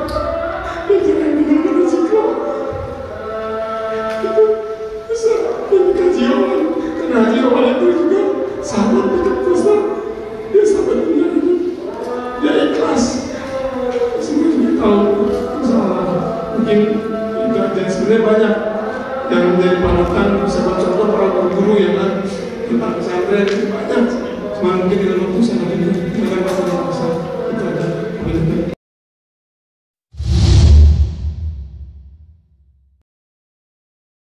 Mengenal sosok Robi dari para sahabat dan yang mengikuti Robi sama ini ya, yang paling terdekat Ustaz Chris, Paman Gofar ini, untuk yang belum tahu ini, Paman Gofar ini termasuk bagian sejarah di saya. Nemenin saya dari kecil, dulu dari usia berapa? Iya 98, dari sebelum saya lahir. Dulu nemenin dari kecil, ngajarin main catur, masih ingat tuh, nganterin sekolah. Kalau lapangan bapak gimana bapak? Di bawah? Iya, itu bagian sejarah itu. Lalu Ustaz Chris dari 2007? Iya, akhir 2006, Masya Allah ya. Tapi kalau paman kebilang masih ingat 2005 itu masih di Depok, rumah kita jaga tuh. Ya, itu sama paman terus sudah, apa-apa sama paman. Abi itu mengamanahkannya ke paman, Bang Mukim, gitu ya. Jadi bagian dari sejarah dan selalu mengikuti almarhum dakwah, ya, mengikuti. Jadi paman ini korbannya siapa yang paling kenal? Depan belakangnya Morobi ya, salah satunya paman. Karena mengikuti Abi ini gimana sih belakang tuh? Gitu, di belakangmu seperti apa sih? Kalau kan kalau yang kita kenal itu kan cuma ketika di depan aja ketika berdakwah. Tapi kalau di belakang seperti apa? Sifatnya Abi seperti apa? Bercandaannya seperti apa? Iya paman ya? Baik. Iya mungkin paman bisa ceritakan paman ya. Singkat saja awal kenal gimana, tapi yang paling intinya paman, yang mau kita dengar itu apa ya? Semua orang menurut paman, ya semua yang di sini harus tahu Abi ini seperti apa. Atau momen, bisa ceritakan momen paling berkesan bersama Abi. Silakan. Bismillahirrahmanirrahim. Assalamualaikum warahmatullahi wabarakatuh. Karena dibatasi 25 menit, jadi kita batasi juga.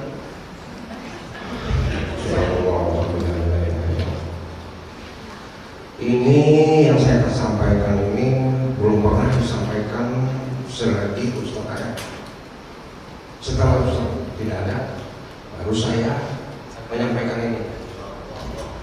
Kemarin saya sampaikan sudah ada 2 waktu. Inilah Ustaz yang saya catat ada 17. Kemarin ada 2. Ini sekarang insya Allah kalau nggak 2, 3. Jadi begini, orang bilang kalau hujat itu Rasulullah lah, kalau karomah itu Rasulullah Rasulullah. Kalau ini nggak usah karomah, nggak usah, ya cuma beliau aja. Karena amalan-amalan beliau kita tahu tahajud nggak batal, wudhu nggak batal, doa terus sedekahnya nggak ada yang bisa nyamain beliau. Terus apa lagi yang saya salut Pak Ustaz itu apa? Tidak pernah membenci satu orang pun walaupun kita sangat benci orang itu. Kita udah pengen berbukin untuk orang itu, Ustaz masih aja ngurus-ngurus. Luar biasa. Jadi, nah inilah yang Ustaz hasil, dibilang hasil lah bisa. Jadi begini, ada 17 itu kemarin udah yang 2 itu kan saya di aktin itu satu, ketemu di toilet. Ternyata 2 tahun kemudian itu kan itu Ustaz. Yang kedua yang ceramah di Depok itu Roman yang ceramah tadi bukan saya. Iya. Nah ini yang ketiga terjadi ini lagi di Ambuntai, Kalimantan Selatan. Waktu itu 7 bulan nggak hujan di Indonesia, kemarau panjang. Yang Ambuntai sama kita diminta buat yang minta jikir. Ayo kata Ustaz sambil jikir berdoa tangan. Kita doa mudah-mudahan hujan. Berapa kalimat Ustaz menyampaikan doa, langsung hujan gede. Padahal 7 bulan hujan. Oh, sampai gede ini. Terus mau pulang, mau pulang, nggak bisa pulang karena hujan. Ayo kata Ustaz, sekali lagi kita katakan terakhir, kita minta hujan berhenti hujan. Luar biasa. Setelah itu 2 bulan kemudian masjid itu roboh, kemudian sulit diganti yang mewah sekarang ini. Akibat masyarakat jadi antusias sekali. Ya alhamdulillah pasukan juga paman berapa orang? 8 orang, luar biasa. Amrok tebel-tebel. Nah itulah ajaibnya juga. Jadi 7 bulan hujan, Ustaz suruh makanan, hujan pakai juga. Itu satu. Yang kedua ini masalah babi Babi itu asalnya tinggal di Batam, akhirnya dekat ke rumah kita dia karena sekarang. Jadi beliau sakti kantor. Asar itu soal habis sholat asar nanti operasi. Udah siap, udah di ruang operasi. Nah habis di ruang kami ngobrol sama Ustaz. Kata Ustaz, ayo man kita doain Babi itu Ustaz. Di Rukiah Ustaz. Coba kasih handphone di kuping beliau. Di kuping Babi. Di Rukiah Ustaz dibacain. Ternyata jin yang mengganggu Babi itu. Rukiah terus, akhirnya jinnya dibujuk, dipaksa, dibaca, dibujuk. Akhirnya mau jinnya masuk Islam. Coba kata Ustaz, kenapa Babi itu bisa darah nggak darah? Mau dioperasi itu bahasa kan. Kata gini apa? Ustadz pembuluh darahnya saya pencet. Kata Ustadz kalau kamu masuk Islam, coba lepas pencetan itu. Ya Ustadz saya mau Ustadz, dilepas. Nggak jadi operasi. Dokter menyatakan selesai nggak jadi operasi. Nah itu karena Ustadz ya kan. Yang banyak lah itu berarti 2 ya. 2, 4 berarti. Nah, nanti itu penasaran banyak ya ada masalah. Tapi kita ini tidak perlu itulah. Aroma itu kan nanti kita maaf dulu kenapa saya tidak ceritakan karena saya takut memutuskan nanti kan. Jangan kan Ustaz udah gak ada nggak apa itu. Tapi itu juga ada yang lebih penting. Bagaimana Ustaz bisa mendapat itu? Ya, yang penting itu kan buat kita sekarang ini. Bagaimana Ustaz? Ada beberapa yang saya tahu.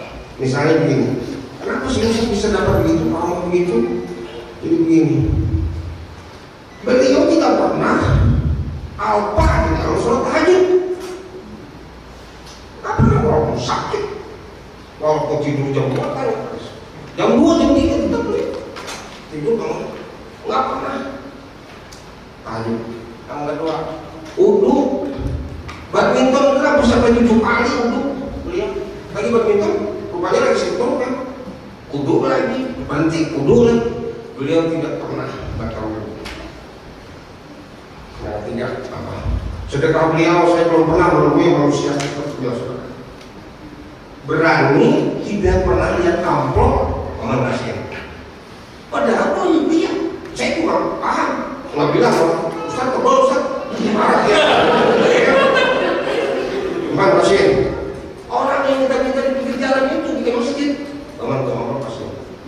Allah Akbar, belum lihat. Tapi ilmu beliau nih. Mudah-mudahan semua nih, buat kita semua nih. Kalau Haji kalau mau maju pegang ini kan, aku coba. Beliau sangat wanti-wanti, paman jangan sampai amplop pemberian orang itu ke tangan saya. Jadi ke tangan awal, ke tangan saya, ke tangan Kris, kita masukin kertas merah, ya kan? Masukin. Ustaz sampai dulu tidak pegang dulu tuh amplop. Masukin lagi ke berangkas. Nanti ada waktu dulu ini ya kan? Itu yang ambil lubang langsung. Jadi Ustaz amplop itu tidak pernah megang.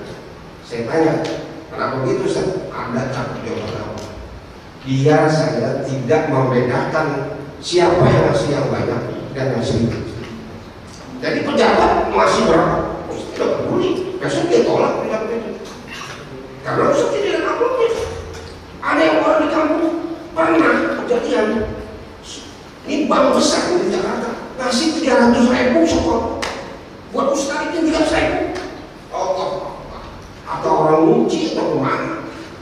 300.000 buat bensin yang nggak cukup itu. Tapi itulah Ustaz itu tidak pernah mengenal lagi siapa.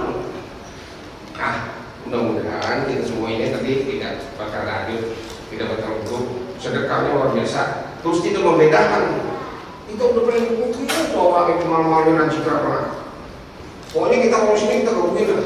Terus banyak nggak 1, 2. Ustaz masih aja sayang. Ustaz masih maafin Ustaz. Nah, jadi itulah yang kami dapat.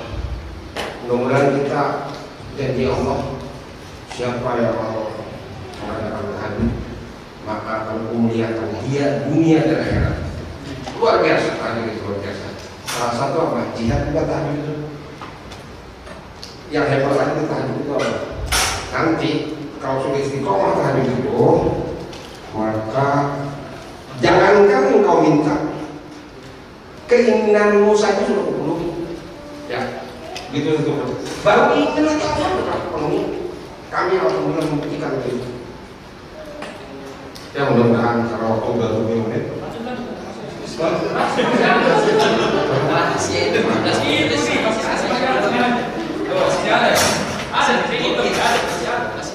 Iya, masih 2 lagi, masih 2 lagi.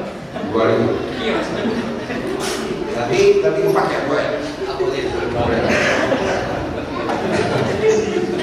Jadi waktu itu Pak Budi Uno ya, yang pernah wakil Pak Budi apa? Budi Uno ya. Ya. pelantikan persalinan beliau di rumah beliau, semua menteri kumpul. Ustadz undang, kata Ustadz nggak bisa, kami ada acara. Dimohon 5 menit aja, sampai Pak Yusuf Kala datang. Oh Ustadz, kami mengharapkan Ustadz semua. Ustadz tetap nggak mau. Paman, kita udah janji paman di Ciputat, sama Aki tua, orangnya udah ngasih semut jengkol rumah, mantap. Paman kita harus memenuhi semua daripada nanti saya salah sama Allah nanti mengecewakan bapak ini. Kita berangkat ke Ciputat. Nah ternyata bukan masjid, musola kecil. Jadi ya penuh lah, kecil lah, paling 50 orang. Tapi apa yang terjadi? Itu ternyata kakak adik kakek itu dia beradik 5 tahun dah nggak tegur-teguran. Gara-gara di musola itu satu pahit buruk, satu enggak. Jadi kakak adik itu nggak teguran 5 tahun. Jadi ada yang ada setahu itu perkaranya di masjid ini pertentangan masyarakat. Pusat sampai ini ceramah itu. Alhamdulillah pelukan kakak adik itu masjid di musola itu sampai ke sini kantor ke depan sih jam 10 malam antar kakak adik itu. Ustadz tangis tuh paman, besar mana daripada pemberian, besar mana dari dana menteri tadi. Besar ini kan satu Allah tidak durhaka, Ustaz mengarah durhaka pada Allah, menghormati yang kecil, tapi akibatnya kan efeknya kan besar tadi. 5 tahun kakak adik tidak turun-turun gara-gara Ustaz. Luar biasa. Terus banyak lagi, berarti berapa? Lanjut. 12 lagi. Ya Allah. Udah lagi begini. Acara di sini Ustaz, acara di sini di daerah Depok. Entah kenapa Ustaz, kemana? Tempat tinggalin di tempat sini. Berangkat dari situ yang mau bawa ember, jalan dapat. Berdua. Berangkat dari itu berdua. Mungkin apa? Sampai di sana, paman. Saya juga nggak bawa dompet, saya tahu di warteg mana. Saya tahu dompet di paman ada 50.000. Allah, dia tahu isi dompet. Astagfirullahaladzim. Allah.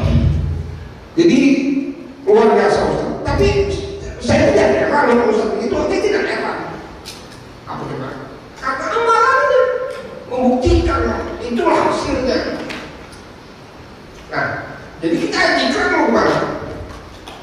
Contoh beliau istiqomah, karena istiqomah sendiri itu jauh lebih baik daripada karomah itu sendiri.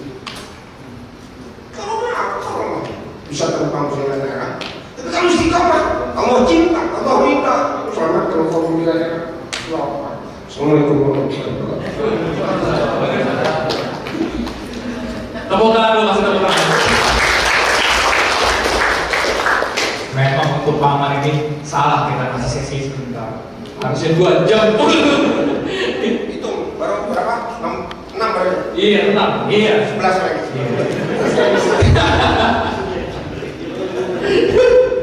Bisa. Tapi kenapa Ustaz sampai mendapat trauma itu? Iya. Baru 3 tadi kan? Iya. 3 tahun dulu, tahajud dia kan sudah tahu 4 ya kan? Iya. Nanti ada 42 catatan saya. Kenapa Ustaz berhasil mendapat trauma itu sendiri? 42. Kalau mau bikin buku datang ke tapi 4 orang udah mau bikin buku nggak bisa. 4 orang buat ajikro aja. Buat ajikro aja. Ya, berarti ini kan buat ajikro. Kalau bisa setelah Ustaz tidak ada. Iya. Ya kan? Karena nanti kita mau memutuskan beliau usaha. Duduk. Iya, jangan. Masya Allah. Oke ya. Masya Allah. Ya. Memang banyak cerita-cerita. Wah, Ya, banyak. dan ini bukan mitos. Cerita yang menurut kita tuh, menurut akal sehat kita, ya, yang banyak dosa ini pasti nggak masuk akal. Iya kan? Tambahin 1 ini. Iya, boleh. Karena apa yang ngomong, ya kan kita santai. Iya. Ini rumah banyak mesin, rumah makan. Usah di kamar, kan di Polda. Kapolda apa mas? Seberang. Kapolda punya makan. Ustaz ditungguin makan. Kan nyebrang darah bang. Ustaz nggak mau makan. kita Pak Budi, saya bilang Pak saya nggak sanggup Pak, atau kamar Ustaz saya bilang nggak mau. Abah ada apa itu? Abah nggak mau juga. Ya udahlah, Abah nggak mau, Pak Budi nggak mau, saya nggak mau. Nah kepada orang mungkin ada apa ini? Tapi karena kita sudah berkeyakinan, Ustaz itu selalu tahu, ya kan, selalu ada yang tidak diinginkan oleh kita. Ya udah ditinggalkan. Ternyata tengah memakan sendiri orang pada makan. Ternyata putusan langsung dari Jakarta datang. Itulah pertama kali Habib Kurangan datang untuk menyatukan zikir SBY dan zikir Najib Ustaz tidak mau. Allah Akbar. Ingat kan zikir SBY gagal kan? Itu mau ditemukan di tempat itu. Ustaz tidak mau. Keluar kamar yang mau.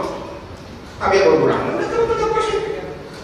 Dulu kan ada zikir SBY. SBY kan masih mikir. Kalau Indonesia dibagi mobil bikin kantor di Indonesia. Enggak, maksudnya biar Ajika itu mengesahkan ya. Kalau Habib Rahman dan Ustaz Arifin berdampingan berarti kan bisa disiarkan ya kan. Oh ternyata zikir SBY sama dengan zikir Ustaz Ajika gitu kan.